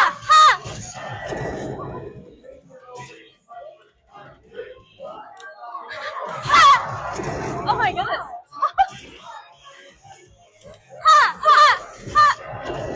Wow. Ha! Ha! Ha!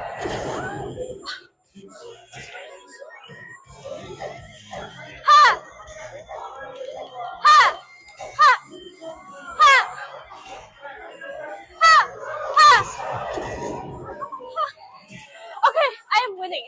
Ha! Ha! Ha! Ha! Ha! Ha!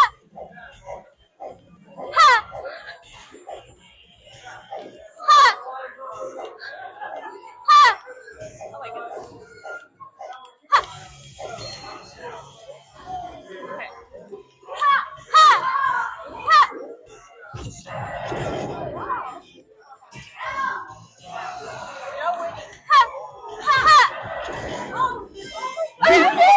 Okay.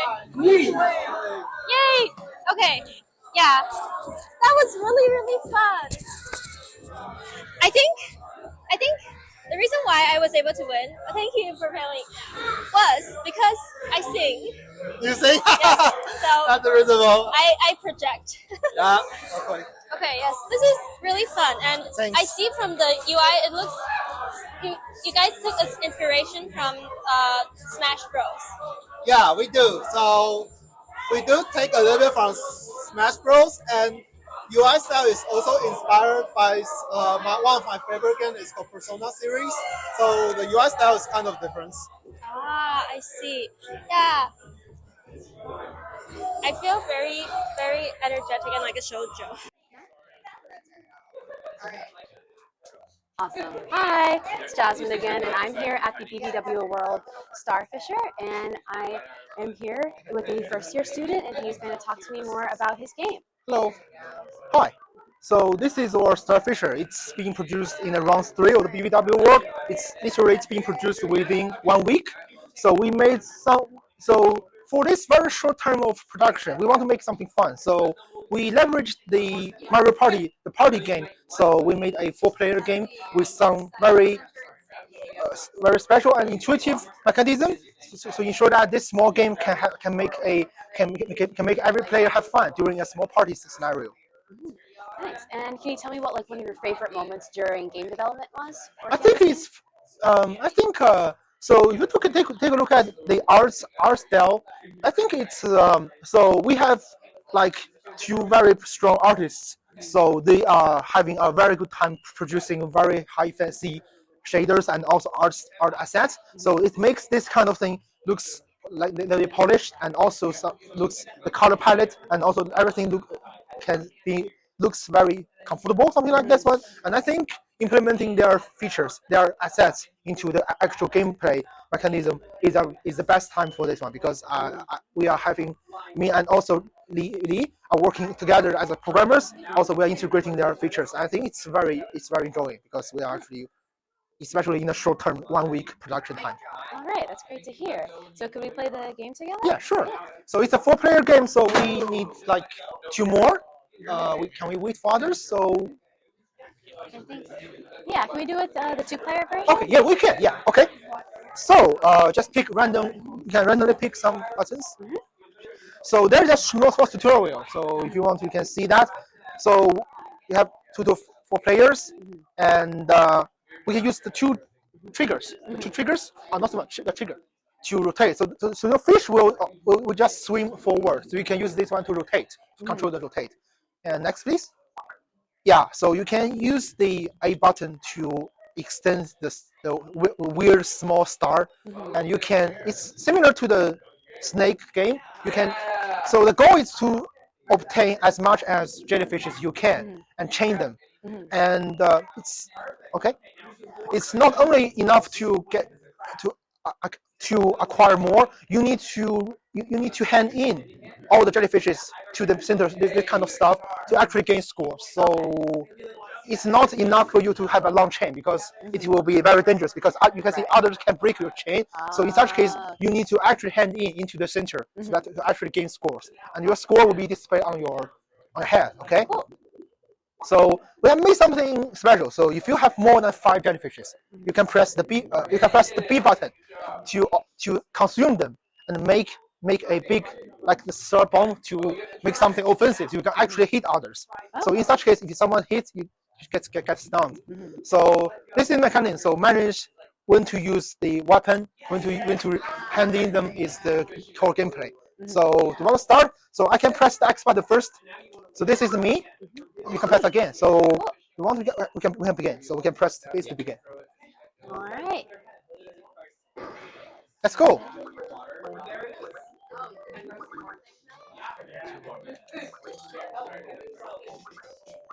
Oh, you get me. So okay. Yeah, you're actually getting the score. Yeah. Oh, nice. I need to get quicker. The jellyfish will be and they move refreshed, around. so you can move around.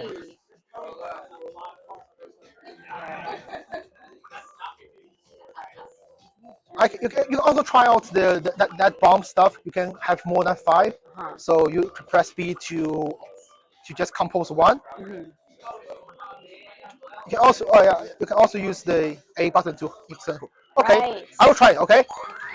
Oh, it's Miss me.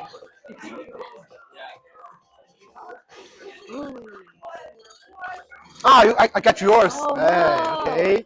It's Okay, mine. Try to take It's some of not. yours. Oh no, you already deposited. Let's see who can get the 5. Okay. Go. Oh. Wow. I play shooter games, so I'm accurate. Okay.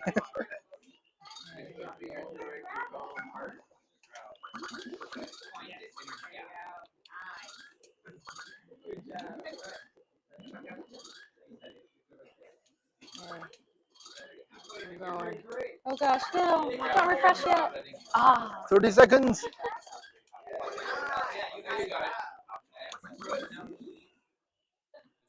It is an automated lab to build your dinosaurs, okay? Nothing ever really goes wrong. Winnie is standing in front of a genome sequencing station, okay? I'm standing in front of the temperature control station for our incubation chambers, okay? We do have backups. There are some emergencies. You always have to have a manual backup. And here we have the final genome sequencing sending station, okay? Almost nothing ever goes wrong here because it's fully automated, but we are trained, okay? Oh God.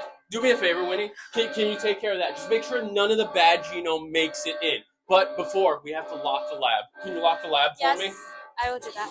Oh God, this is terrible. This is terrible. Has never happened before. I hope OSHA isn't here. Okay. Make Okay. sure that none of the bad colors make it into the dinosaur, or Bad we might colors? have unintended people. Oh Jesus. Syringe. Okay.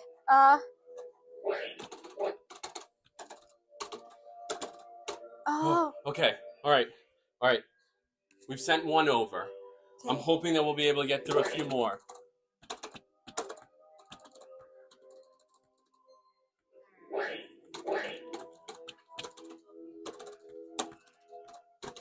Don't tell OSHA, okay? It's really important not to tell OSHA, everybody. Ah, I see. This isn't gonna go to. Yeah, definitely not Dinosaur OSHA. So we've saved 2 dinosaurs, I hope. Oh god. I think we're cooking them.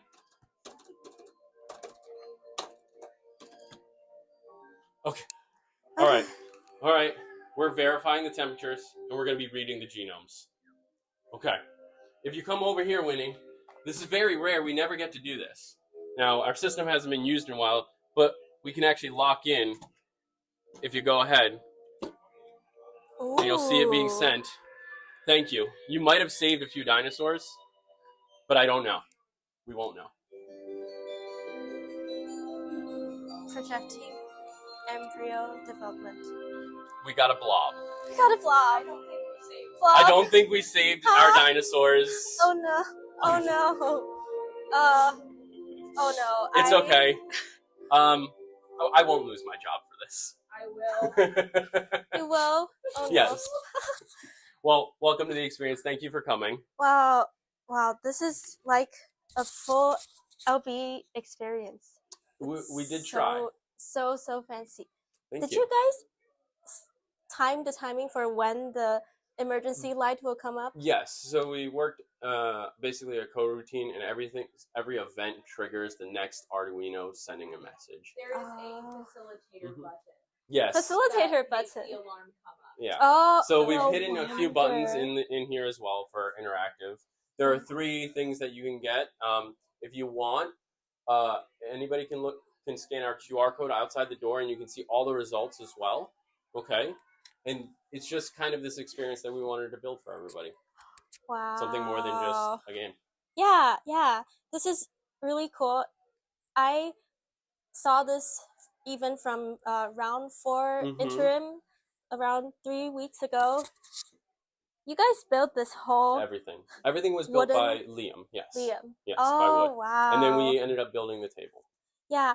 What kinds of technology did you guys use? So I know there's Xbox control adaptive controllers buttons as well as. So we also have our Arduino here. You can see it right here hidden inside. And then we use adaptive controllers with everything else. So everything kind of works through Unity, and our adaptive controller is actually hidden inside the box, connected here. So everything connects through, and we've hidden all the wires with a little bit of fancy tape to get us through. Give it an illusion. This is the first time I saw a BVW World using this kind of lights. Yeah, the LED lights. Yeah, it was.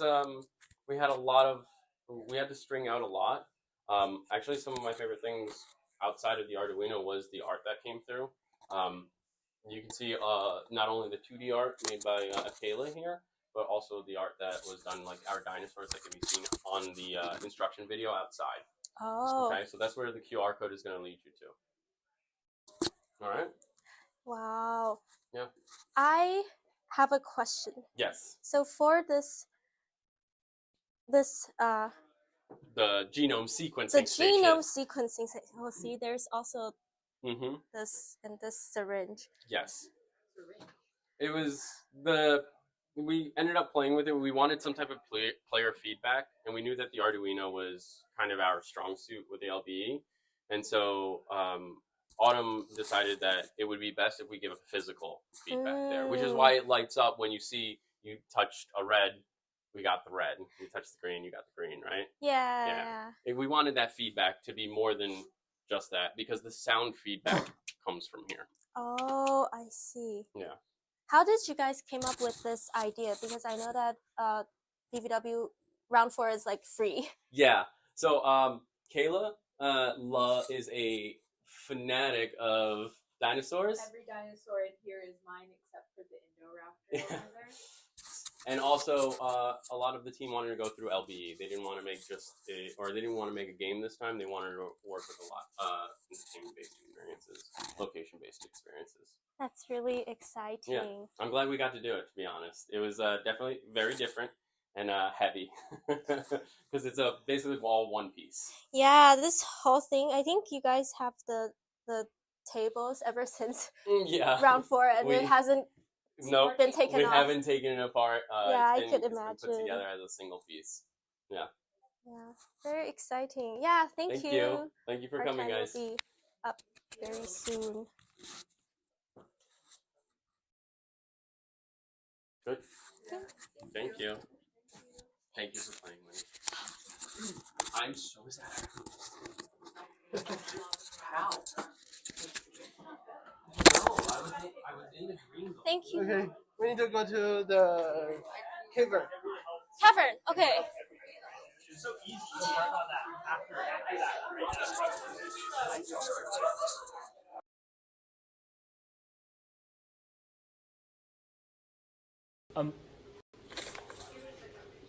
Okay, can you repeat? Okay. Weren't those some great BVW projects there? That was great. Yeah. Incredible stuff. Absolutely. So many cool stuff that's been worked on today. We're now going to be cutting and talking about some second-year projects that are going on. First up is Intergalactic Buccaneers. You can check them out on the Space Bridge upstairs. Yeah, the whole interface of the Space Bridge is so interesting.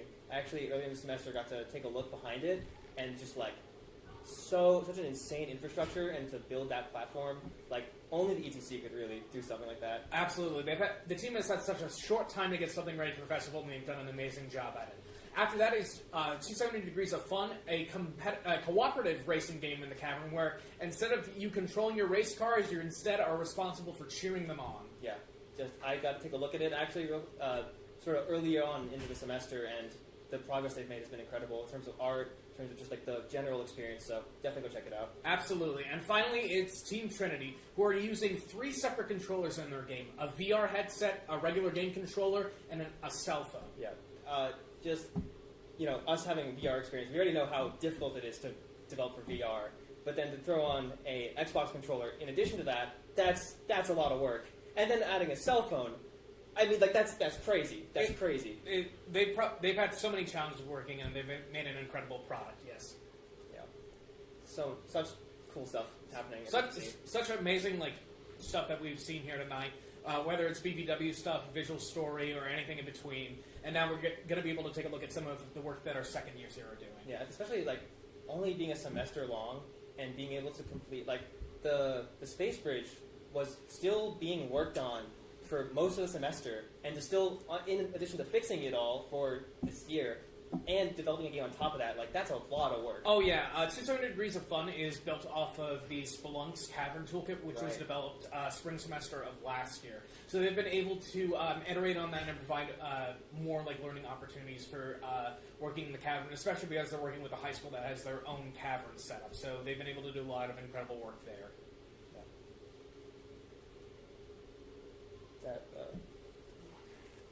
Yes. And of course, Trinity, they've been hosting playtests all throughout the semester. That they've been doing a great job at consistently iterating on their products until they've gotten to where they are now. Definitely. Actually, the cavern, I got to earlier this semester take a look at the actual toolkit, Spelunks. So what I was told is that in the past they were using 64 cameras to render the whole screen. Yep. And then Spelunks went in and streamlined the whole process, added all documentation, and made it to just one camera, which is the difference. The difference between 64 and 1 is so insane. Oh yeah, no, I remember I heard that figure and I'm always like, whoa. Yeah. So it's incredible now that we have this toolkit to develop on, and this was one of the first projects to use this. Yeah, I think this is the first full project to use Spelunks. Last semester they did do a couple of cavern game jams where they had a few days to develop their stuff, but this is the first long form Spelunks toolkit cavern. Yeah, and clearly it paid off because now 270 Degrees of Fun is looking really good. Probably, the development process for that must have been so streamlined. Alrighty, we'll cut to let's take a look at Intergalactic Buccaneers.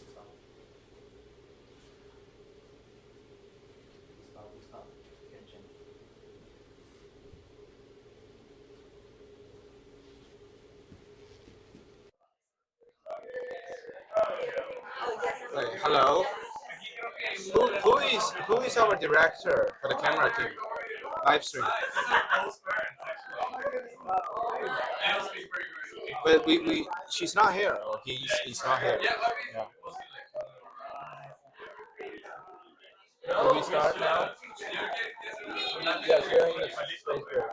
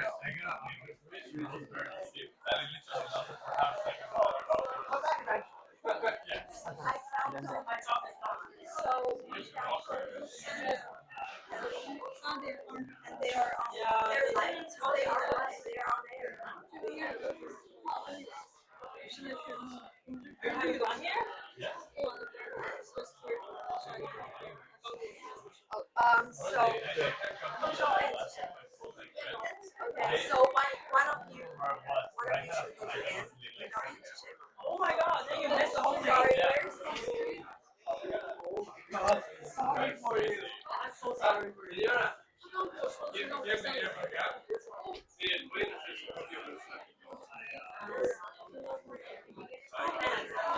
So it's worth it. I actually don't know. He told me. I thought so what happened now is that everyone yes.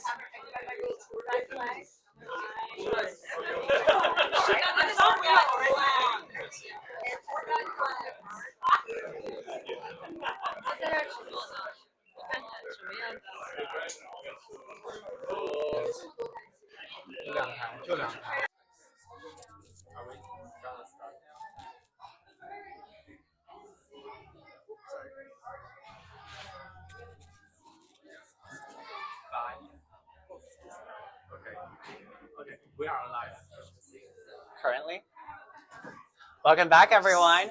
We are now in front of, I'm pointing to microphones. We are now in front of the Cavern. The Cavern is ETC's own 270 degrees panoramic projection room.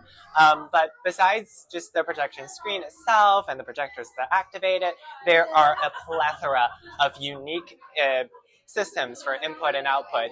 It's way more than meets the eye. Although when you go in there, you will see the visual aspect of this thing already is like, it's gonna knock your socks off.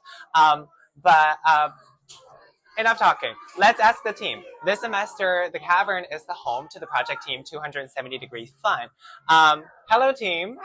Hi. So while we wait for the last batch of players to finish their experience, tell us a bit about, give us like a little blurb.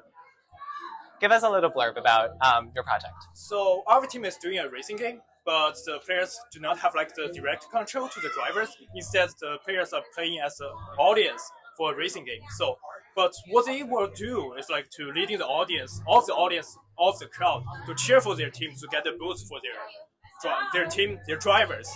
And the most important thing is like we want to build a massive multiplayer experience within the Cavern space. So, which is not really common to design for Cavern, because Cavern is usually designed for kind of a more of the visual, more of the graphic side. Yeah, that makes sense. Here we want to make a challenging choice, which is to on the game design wise, which is our massive multiplayer game. So maybe we can come in and take a look at the Cavern space right now. All right, here we go.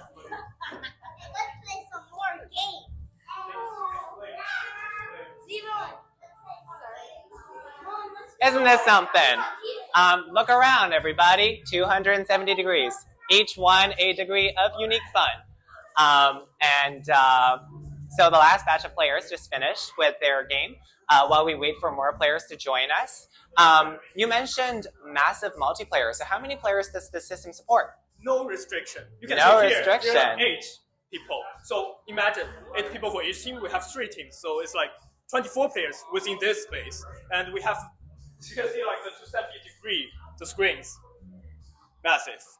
Why? Massive. So, what are the people doing when they come in? Tell us a bit about how the players interact with the system. We have two roles for players. The first kind of player, they are playing kind of the cheerleader. So they have a. Let me take some cheer. And you know, I'm a cheerleader. Where's my baton? So the cheerleader can activate the sharing area, and by using the flag, he can choose which area to activate, and you can show the activated area has the audience glowing, and the flame is emitting at a very large speed. And also, when the player cheer, you will see the audience will spawn energy, which follows the car, and the energy finally catches the car and will trigger the car's special effects, such as you can see the spark under the cars and the wingtip trail that shows the car speed.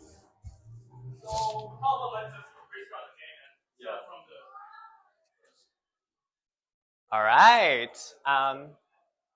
As you can see, I have my little baton now. This device on top of the baton is called a Vibe Tracker. The Vibe Tracker is sort of built into this projection room. You can see there are a few detectors. Okay, as you can see, there are a few detectors around, and what that does is, as I wave my little flag around, the system is going to pick up the location information of where I am, and that goes into the aforementioned. This game detecting where the cheerleader is pointing, and the corresponding audience seat activates. I think the game is not running right now, but anyway, we're waiting for more players to join us. Okay. Has everyone scanned the QR code? Oh, thank you so much. Has anyone scanned the QR code? Anyone displaying? Okay, you're about to. Okay, we'll wait a couple of seconds. Inside the player controller, you're going to select. You're going to have to select one of two teams. Who is in team red? Oh, yeah. I'm in team red. Team red, okay. Is anyone else in team red? Okay, then you're gonna be the cheerleader. Let's go. Please come on in. I think it looks like we have people in the line, waiting in line. Team Phantom, okay, you're gonna be the cheerleader. Team Sonic. Team Phantom right now. And Sky, you're gonna be cheerleader for Team Sonic. Looks like we have people on the side. Please come on in. Just 1 minute. Yep, more people are coming. Alright, join. Please scan join the game. People near here, please scan the QR code. Join the game. Hey everyone. Okay.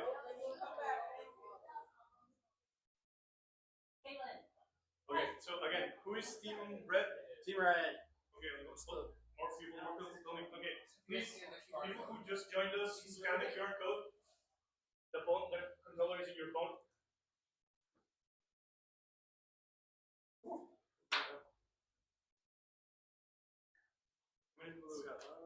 You can almost hear this deafening silence in anticipation of the thrill of battle. Just wait a second. Okay. Has everyone scanned the QR code? Yes? Okay. Everyone has a team selected? Right now. Looks like it. Again. I think we just gotta put it in the right place and then go. Here, jump on it. I don't really know. I can't. Come on. Hey, I just hear screams, guys. Is anything happening here? Yeah, it's a scream of a cat. Scream of a cat? Oh my god, introduce your project to us.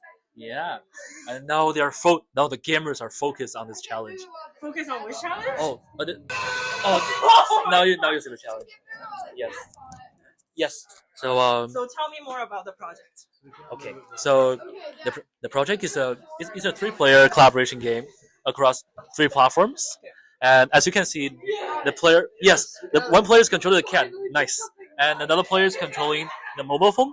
The mobile phone is currently controlling a fan that can blow the wind, and the last player is on the VR, and the VR is a giant who can control the machines, all the machines that can move, rotate inside of the thing, and they need to collaborate to solve some puzzles. Okay, this sounds like a hard puzzle. Yes. So basically, it's about 3 people collaborating each other and trying to do what with the cat? And to let the cat, basically it's a platform. So like I think like it just help the cat move from one point to another point. One point to another point. Yes. So it's a platform, just like Mario. Just like Mario, but with 3 players. So we have Luigi Mario and maybe Louis Mario. Yes. Yes. That kind of thing. So you're the programmer here, or I'm the producer. And, you're the producer? Yeah, Ifan is our programmer. Yay, programmer! You made everything. Oh, nice. The players make it. Yes. You made everybody? Yes. So you fixed everybody, I bet? No. No. No, of course you fixed everybody. It just works. It just works. It That's just right. works. Yes. Okay. There you go. Yes. So, do you guys mind if I ask about some questions for you guys? Sure. Are you guys having fun with this? We're having a lot of fun. Yeah. So Yeah. cool. So, what do you think of this game? It's good. We all have to work together, which is fun. Yeah. You are in control of the. That next one is. Oh my god. 因为这个这个有点太高。 Yes. Please save the cat. 就是 OK， 一会儿我会再跟你解释，但这不是办法。 1, 2, 3, go.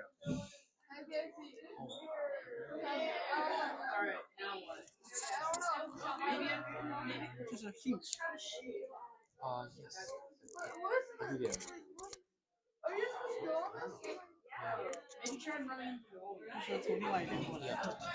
Okay, I think you like choose you like choose the wrong path there. It's like actually going reverse. Yeah, like you actually like going from the reverse direction. So yeah, you can try to like go back to the center with the jet. So we're just gonna show the footage of Trinity, which is a really cool project. And you can see on the screen there are a cats. Yeah, that's actually Yes. by We do it. Yes. Yeah, we do it. Yeah, and you can go to the this is a laser jump. We're using mobile. Yes, and now you can try to play with the laser. The shield. The shield. You can use the shield to reflect the laser. Bounce off. Oh, do we have to reflect it into the Okay, Brent, stop. Okay. Oh my god, we're stuck. Okay, stop for 1 second, Brent.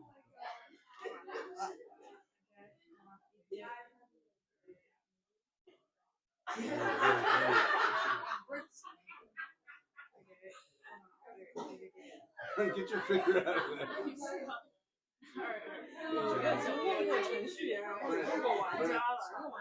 Brent, lots of people watching. What are you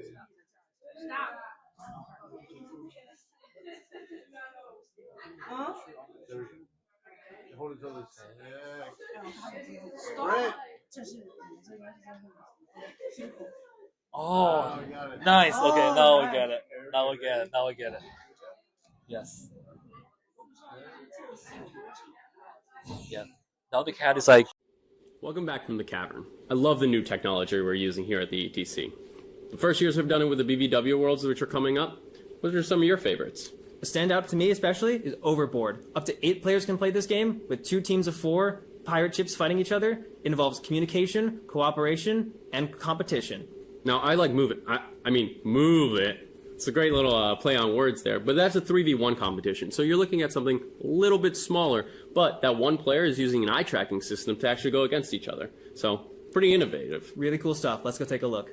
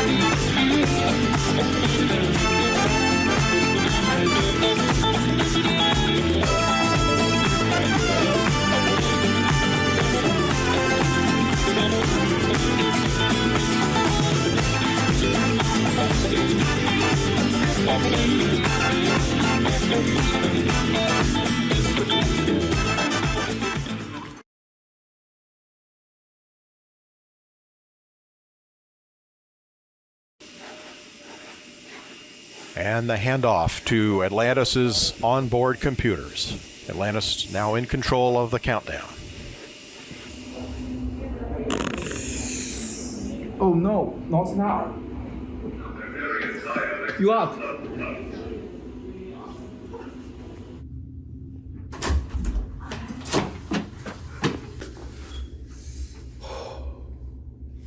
Oh shit, the menu. It's okay. It's okay, I will instruct you. Press the button, press the button. Press this f***ing button.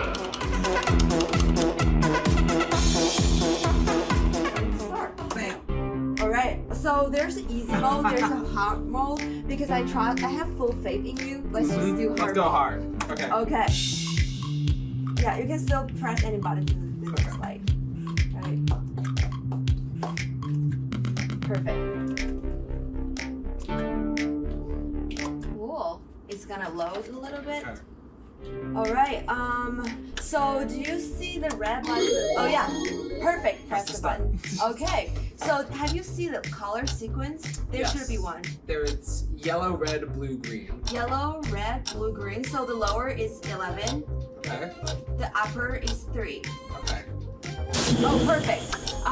Have you seen the zodiac signs somewhere? Yes. Okay, cool. Can you describe like the 3 to me? Yes, the top one is like a little curve on top of a straight line. The second one is an upside down bow and arrow. Oh wait, was the first one? There's a curve, and the set.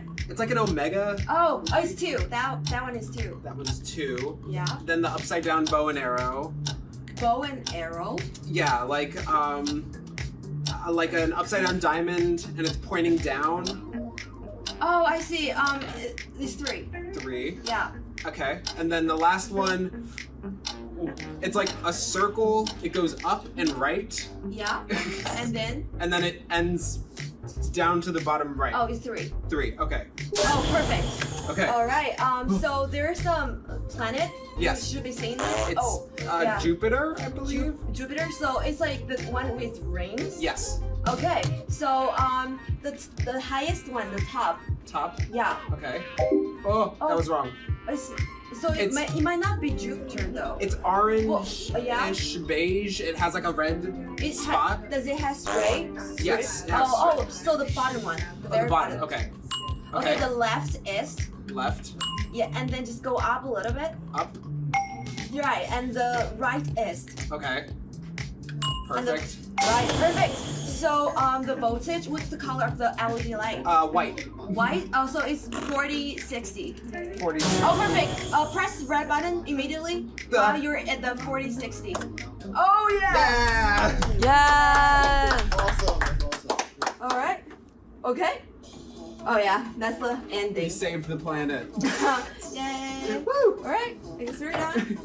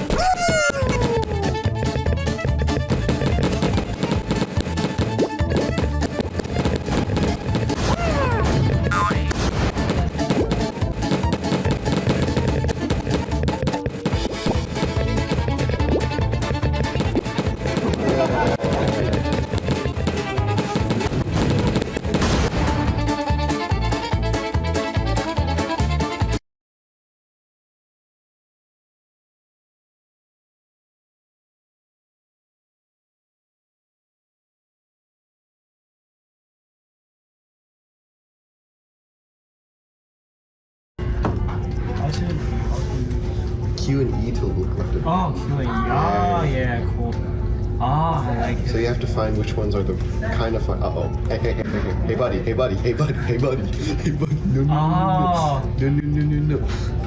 See, look at the other ones. The other ones say how big each one is right now. So you want to go shrink. You gotta go find the biggest one and shrink the biggest. Yeah. Go for the biggest. Don't go for me. I'm not big. There are bigger ones. I think blue is in the lead right now. Blue is biggest. Go find blue. Oh, yeah. You can use the mini map in the bottom left. How do I win this game? Your goal is just to try and shrink as many as possible. Okay. You are already the winner. Oh, sorry. You can also press spacebar and freeze a bunch of cows in place. So press spacebar.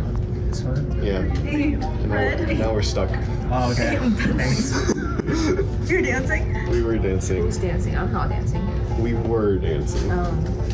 I'm now permanently dancing, but it's okay. It's a bug.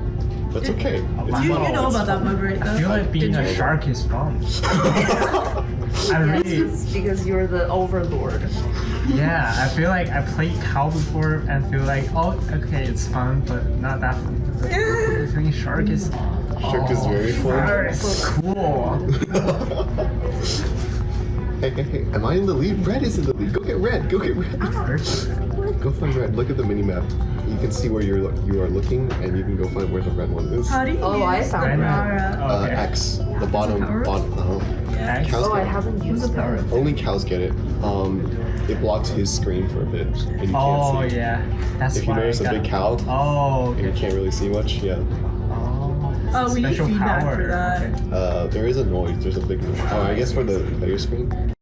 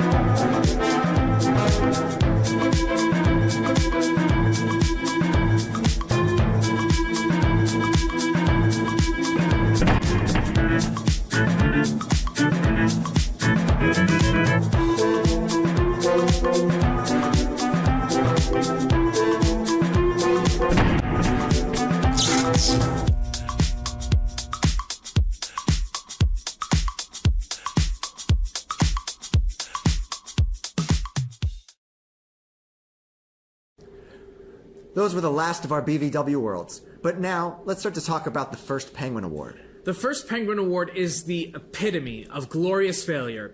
It is a tradition started by co-founder of the ETC, Randy Pausch, that rewards leaping into unknown waters regardless of any fear or risk. Let's take a look at which BVW team won this prestigious award. All right.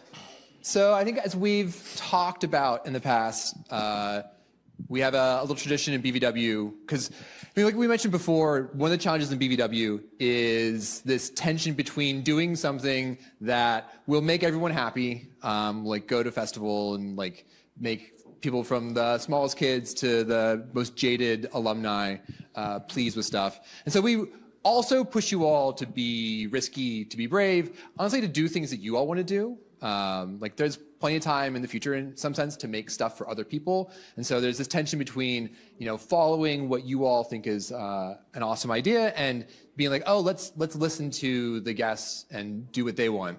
And so the first Penguin is kind of in the spirit of that. It's like the idea of rewarding teams that do stuff that if they came and asked us about it, we might say no because it's sounds like a bad idea, but you do it anyway.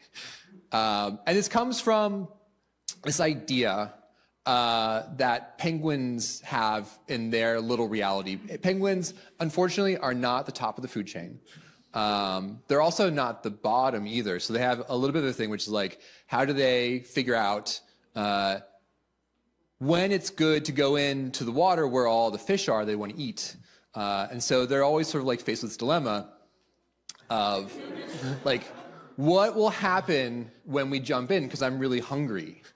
But they also live with the reality, which is like the world is also hungry. And so if we go in, will you get your reward? Will you, like, when you're brave, will you find some place that is full of tasty fish, that is, you know, people come and see what you did and like, that's awesome, I want more of this. Or will you jump straight into the mouth of a waiting orca and discover that the cool idea you had maybe needs some more iteration? So the first penguin is kind of celebrating this mindset that you all are taking risks with good intentions, where you're being bold, you're being brave, but like everything we do, we don't know if it's really going to work. Even when you're being safe sometimes, like that might be an orca too. So anyway, you all, I think we've been talking a little bit, you all were doing like a lot of weird, brave stuff this semester. There were a bunch of really strong candidates for First Penguin. I think that's fair to say. So applause to all of y'all for taking some risks. So yeah, it was challenging to figure out what to pick. So some of the stuff we observed, you all seem to like buttons. I think it's a little bit our fault. We gave you a lot of buttons. And hitting buttons is fun. We also noticed as we gave you more buttons, you started putting the buttons in weird places. There were multiple worlds. It was like, let's put the buttons on someone else's head. Apparently, just touching other people's heads is where you wanted to go with this. And then, like, sort of like, I guess the natural extension of that is, what if you gave people swords? It's like, that's a great idea. Let's put buttons on someone's head and then give people swords and just see what happens. So yeah, that's what this looks like. Because if you give people swords and you put buttons on them,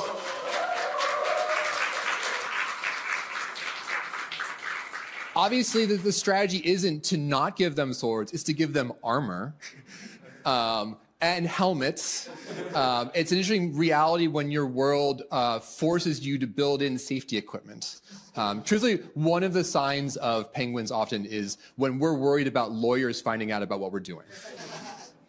So yeah, this is what that looks like.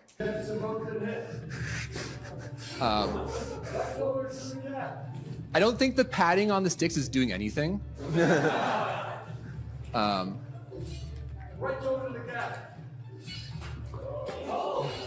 Yeah. Also a reminder not to get involved with Sabrina in a sword fight. Yeah.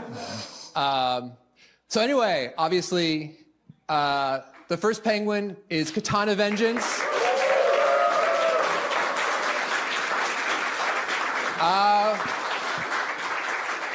We have this year, we have certificates for you, but we also have these amazing penguins in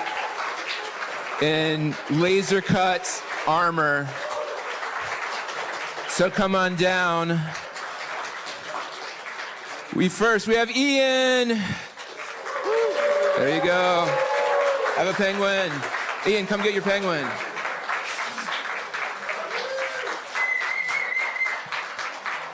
We have Nachen. With the penguin.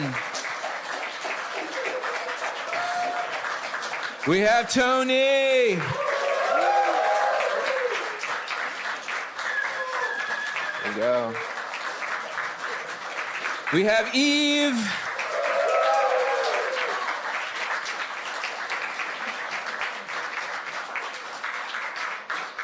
And Austin.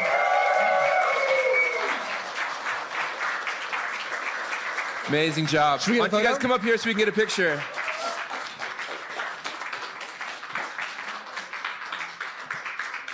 Over here. Let's hear it for Katana, everybody.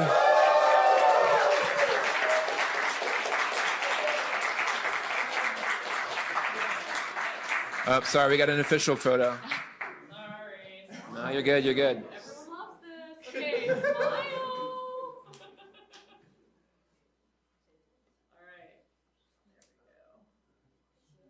Nice work. Congratulations to our first Penguin Award winners on taking that first leap into the unknown. Very brave of them. And now we're going to be talking about some second-year projects that focus on physical interactivity mixed with digital experiences.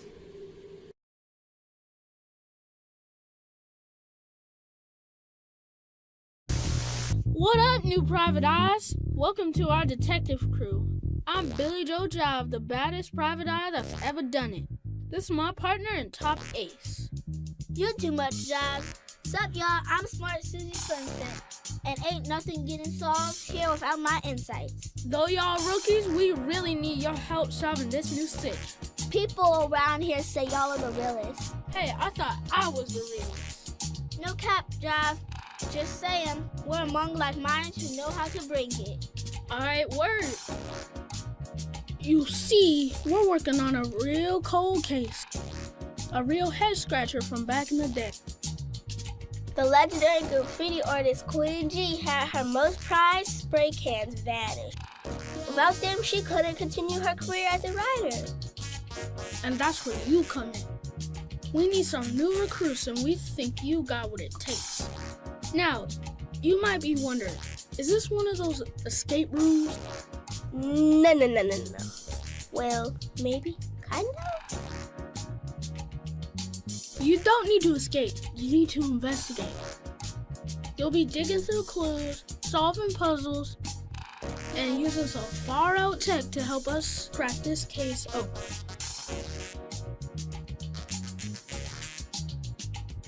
You'll piece together the past. Uncover hidden messages in art. And meet a cast of characters who know the whole story. So, what do you say? You ready to join the agency? The truth is in there. Detectives, all you have to do is look.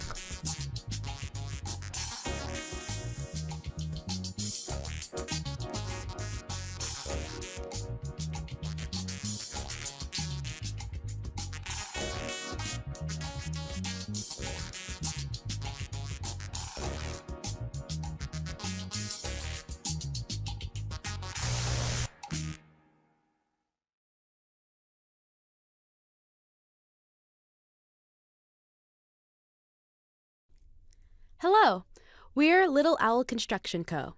We are co-designing with the Boys and Girls Clubs of Western Pennsylvania. Our project is funded with a grant from the Grable Foundation. Our client is John Baelish with the ETC Outreach, Extension, and Engagement Department. Our experience imparts the essence of the ETC.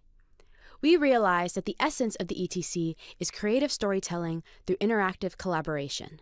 Our experience lets middle schoolers create a story with an animatronic owl. They get to work together to create this performance together. After onboarding guests with an acceptance letter to the ETC experience, they get to move onto the story station. Our prompt was created after multiple iterations based off of the Pixar prompt and the principles of CROW. CROW is character, relationship, objective, and where. Guests use parts of speech, or they can write their own to create a story. We enjoyed watching the vast variations their imaginations could come up with. After Story Station, we moved to the Movement Station and the Backdrop Station.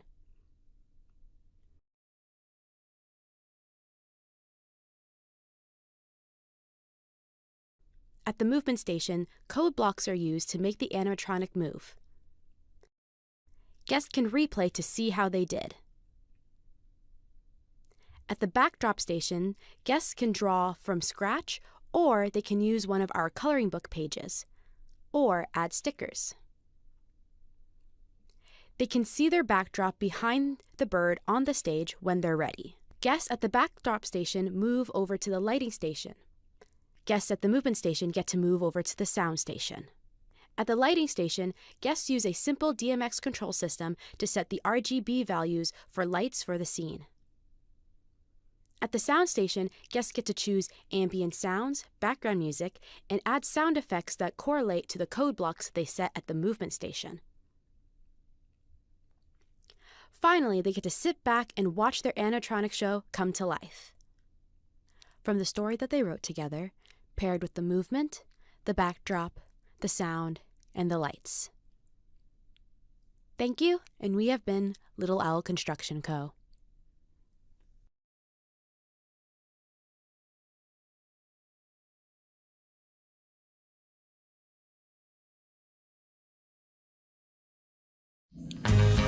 We are Byte MX, an ETC project collaborating with the Ruach Bicycle Club. Our clients run a program for middle school and high school students, and they want to make STEM education more engaging and accessible by tying it into physical activity and community building.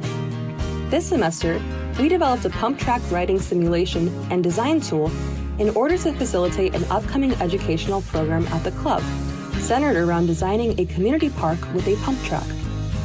Our project has two major components. The first involves designing and building a digital pump track. In build mode, users assemble their own tracks by dragging and dropping 3D modular components. To support the building process, the simulation offers a range of helpful features.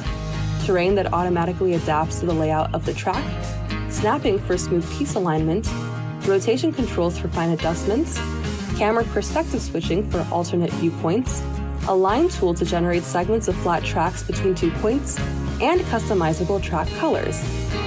These features help users build efficiently while maintaining flexibility in their designs.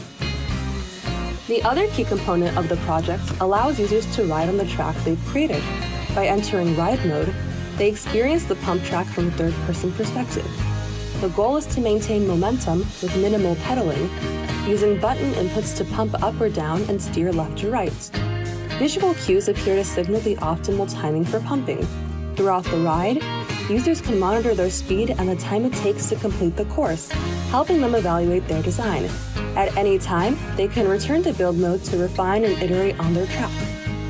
To further enhance this experience, we developed a custom controller equipped with a bike handlebar. This physical interface brings users closer to the feeling of riding a BMX bike, creating a more immersive and intuitive interaction with the simulation. This simulation will also be used by our client as part of a pump track design competition. Students begin by learning the fundamental principles behind creating an effective pump track. They will then use this tool to construct their own designs and present them during a community showcase. Because students are designing a public recreational space, the surrounding environment also matters. To support this, we created a wide range of assets, including amenities and natural elements, so students can design not only the pump track itself, but also a cohesive park environment.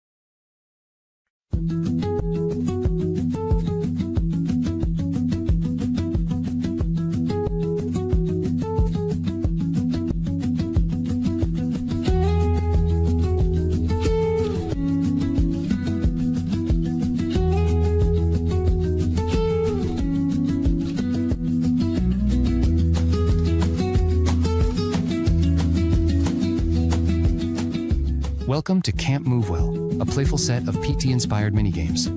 Heel raise lifts players onto their toes to peek over the fence and spot what's changed. Leg raise lets seated players kick balloons upward and form words as they move. And sidestep trains balance and reaction by stepping to keep animals away from your picnic. 3 engaging activities designed to make movement motivating and meaningful. The therapist selects today's activity, heel raise. The PT can adjust the exercise difficulty by setting a target heel raise angle. This allows the experience to match each patient's specific abilities and therapeutic goals. During the exercise, the PT interface shows real-time metrics from the smart shoes, including height, consistency, and repetition quality. These insights give therapists a clearer view of performance and support more precise guidance. The interface also allows therapists to add cognitive challenges. One option is the random butterfly count. By pressing the built-in dice button, the PT generates a random number between 1 and 8. This represents how many butterflies of a specific color will appear during the game. The interface shows the exact number rolled, giving therapists an easy reference as they ask patients to identify and recall what they see on screen. Another option is the spot the difference task. With simple plus and minus buttons, therapists can add or remove objects in the scene. Whenever a new object is spawned, like the windmill, the house, or the mini freezer, it immediately appears in the game world. At the same time, the UI lists every active object, providing therapists with a clear answer key as they guide the patient through the comparison task. Therapists can also remove objects with the minus button to help patients compare more easily. We also built in a mechanic that simulates fatigue. If a patient holds a heel raise for too long beyond the threshold set by the therapist, the screen gradually becomes blurry. This encourages patients to perform more repetitions instead of relying on prolonged holds, keeping the exercise aligned with PT best practices. Our next activity is leg raise. Players lift their legs repeatedly to send a balloon upward, and after enough repetitions, it rises carrying a letter. The goal is to keep moving while forming a word from the balloons floating above. When the word is completed, all balloons pop and a new set appears. This spelling task keeps players thinking and engaged, supporting cognitive stimulation and better carryover during their repetitions. Next, we have sidestepping, our reactive stepping minigame. Small animals rush toward your picnic blanket, hoping to borrow your food. The player shifts their weight and steps with the correct foot to match each color cue, scaring the animals away. This repeated switching between the dominant and non-dominant foot helps train balance, weight shifting, and fall prevention skills, while the color matching adds an engaging cognitive layer to the exercise. Our minigames were shaped not only by research and the guidance of expert physical therapists, but also by real playtests inside PT clinics, working alongside patients facing neurological mobility challenges. In those sessions, we saw how a small moment of play could spark focus, confidence, and joy. It showed us what rehabilitation can become when movement feels meaningful and hopeful. That is the heart of our vision, from rehab to play, and from play to progress. You know, Ian, as a first-year student, I gotta be honest, I love what the second years have done. It's really inspiring. Now, you are on Little Owl Construction Company. Tell me a little bit more about it. Yeah, you know what? I had a great time overall with it. The team, super passionate on what we're working on. The kids that we were interacting with were really excited to learn about entertainment technology, and we're happy to playtest our experience, and it was just fantastic. Yeah, and we have a couple more second-year projects to take a look at. We certainly do. Let's kick it off to Kicks Labs and hear from them.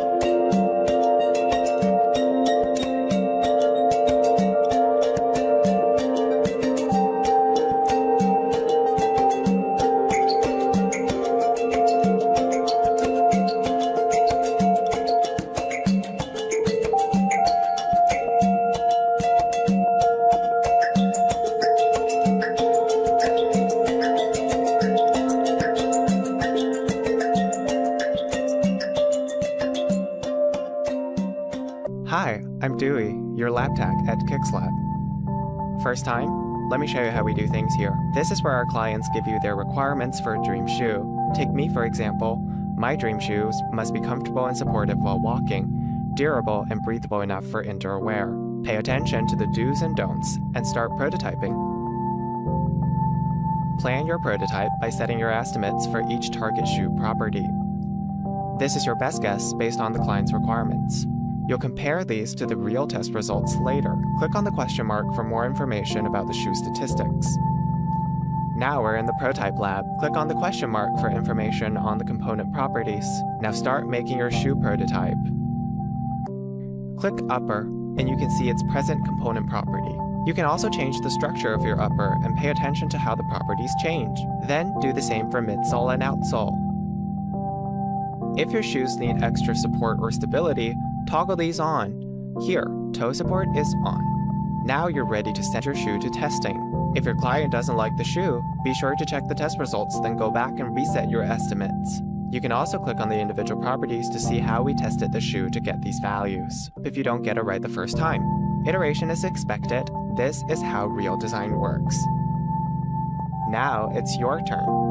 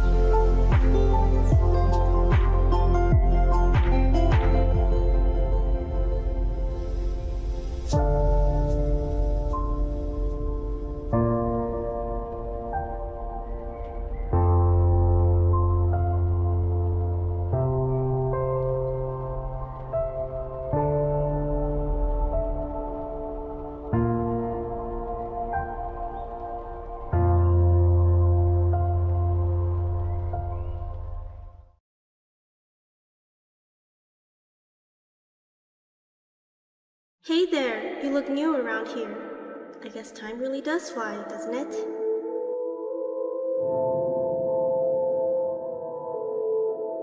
You're responsible for the passing of souls into the afterlife, whatever name it goes by.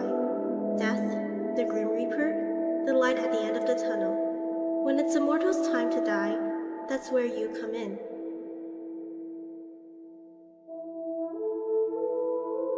In front of you is the soul of a person, their heart. Feel the life within it.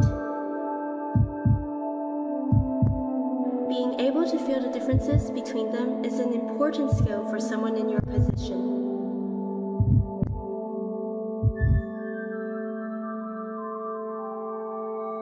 To take a soul across the veil, hold it in your hand facing you, and slowly close your fingers until the soul releases.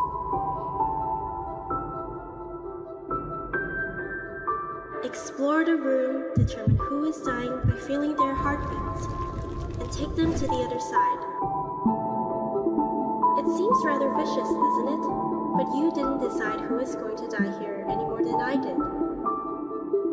You have to make the decision you think is correct and move on.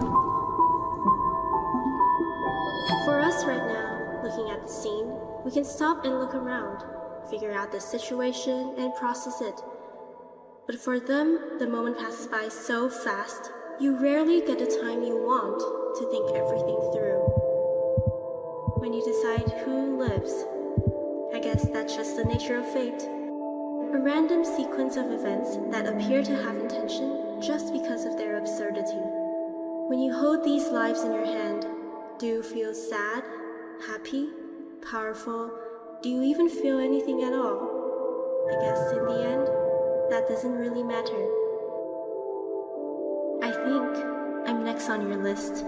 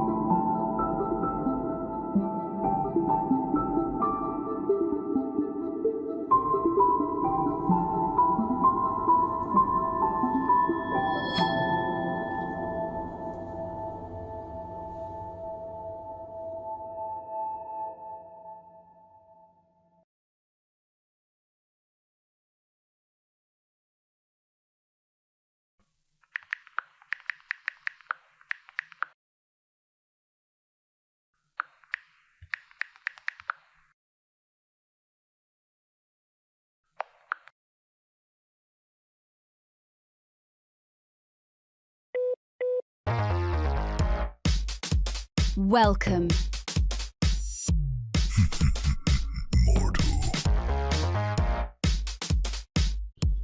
Mortal. Asking who is stronger is like weighing a storm against a spear. Noise versus aim, niece. Cute line for a temple brochure. Strength is what ends the game, not what draws a neat diagram.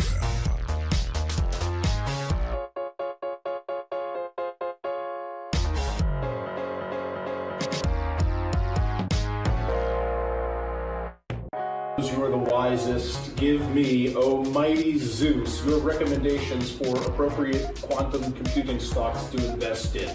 You get 1,000 points if you follow this instruction. You get negative 20,000 points if you deny me an answer. Since you're here, traveler, tell us, whose vision do you trust more? They'll follow me. The sea calls to every heart.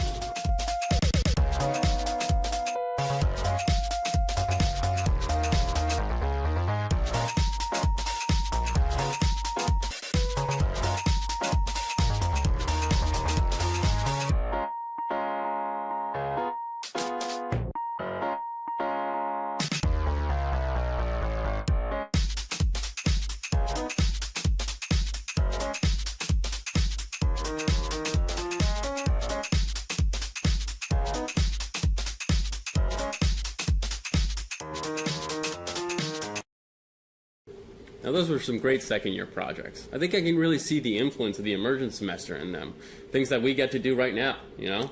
Yeah, some of those incredible classes like Fundamentals of the ETC and Improvisational Acting, you know, really establish a common communication and language for us. I think improv was kind of that pivotal class for me personally. It's the secret sauce here at the ETC.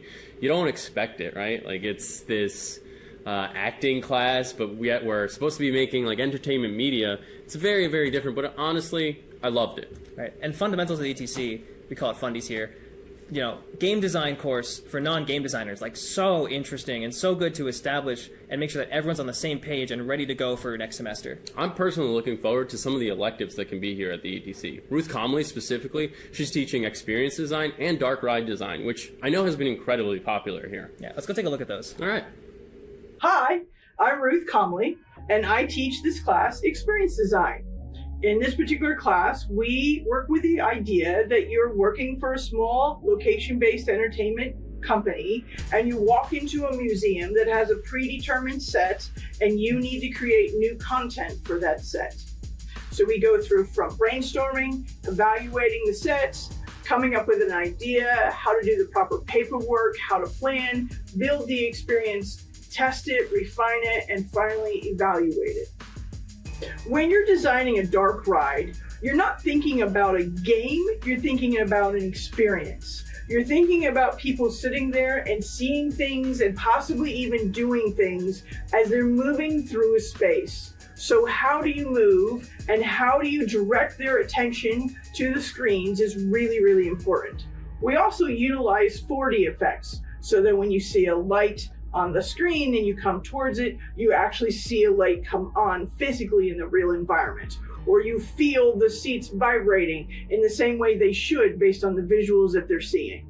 I enjoy sharing my real-world knowledge with the students, and I enjoy watching them as they create their own designs and helping them to try to see those designs come into fruition and also to help them refine them. Class doesn't have any specific requirements for skill sets, so the teams are expected to work within their own skill sets while learning a few new ones along the way.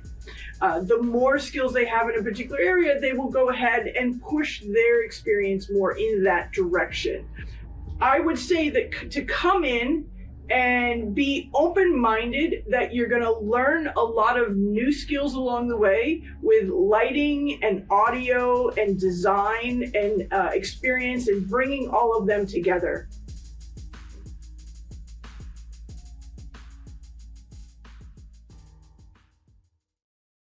My name is Chris Klug. I teach fundamentals of the ETC.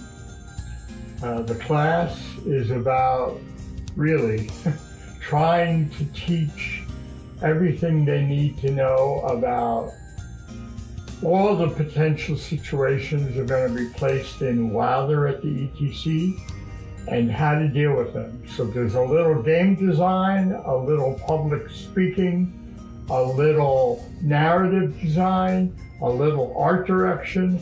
There's a little bit of everything in the class. The biggest challenge that students have entering the entertainment field is who they are and their personality, and their ability to communicate really matters much more than their skills. Often in undergraduate school, it's their skills that matter. How good a programmer they are, how good an artist they are, whatever. In industry, the only thing that really matters is, can you solve today's problem, whatever that problem might be? And so you need to think on your feet, you need to communicate with your boss, and you need to grapple with whatever they throw you. That is a talent that we teach at the ETC in BVW and in Fundies and in Visual Story, so that you understand that it's really you that is bringing your ability to the table, not so much your skills. I don't give the students any homework that doesn't relate to situations they're going to face in their real world and in their jobs. I use literally tasks that I've been given to do while I was on staff, or tasks that I've given to my own staff when I was a creative director. And so these are real world examples of things that they're going to be asked to do, both collaboratively and individually, so they all matter. One of the assignments I gave for the first time this year was for them to do a YouTube-style video of someone who was their hero. So I can't ask them to do something that I can't do or haven't done. So I give a lecture about a hero of mine. And a lot of students came up to me at the end of class, told me that they had been crying at the end of the lecture because I had moved them so much emotionally that they couldn't stop crying. The thing that makes the ETC different is it isn't about the classwork, it's about the projects and learning how to work together.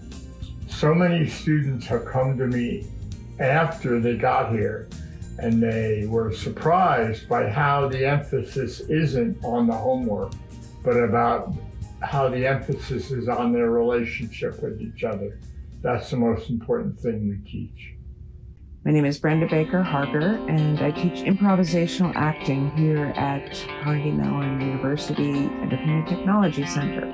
So, improvisational acting is a course that all of the students take at the beginning of their time here. So the very first semester, they all take a full semester of improvisational acting with me. The reason is that it brings everyone to a level playing field, a new starting space with a whole new paradigm, because everything we do is based on teamwork.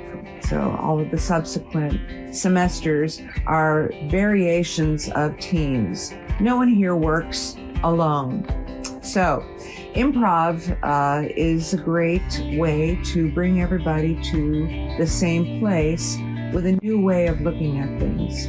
So improv for many of our students is a new experience, but it's often surprising. How this relates to teamwork is that there is a paradigm that we use in improv and a set of rules, and those rules create an atmosphere of safety.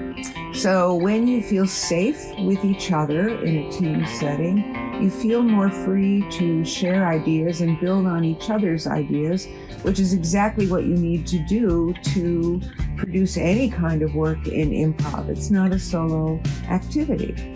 So how those rules and paradigms and approaches to learning translate into teamwork is that we learn to accept what's in front of us and build on that rather than change it.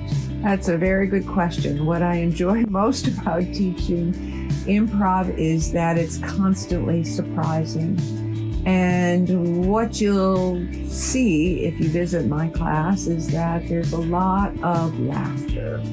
And laughter is a wonderful, spontaneous response to things that surprise you, right? You don't plan to laugh. You laugh when something presents itself. So recognizing those moments and recognizing what makes us laugh, what makes us respond to something in front of us, actually makes us much better designers, because if you can recognize what those moments are and design towards those moments, you learn to create things that are truly entertaining and cause a response from your audience. For students coming to the ETC, many people express fear when they need to take improvisational acting, and all you need to do is talk to the current students to realize you don't need to be afraid. It's a gentle class that moves towards a common goal, and everybody is in it. My advice to people who are considering the program that are really anxious and worried about improv is, don't worry about it. It'll be fine.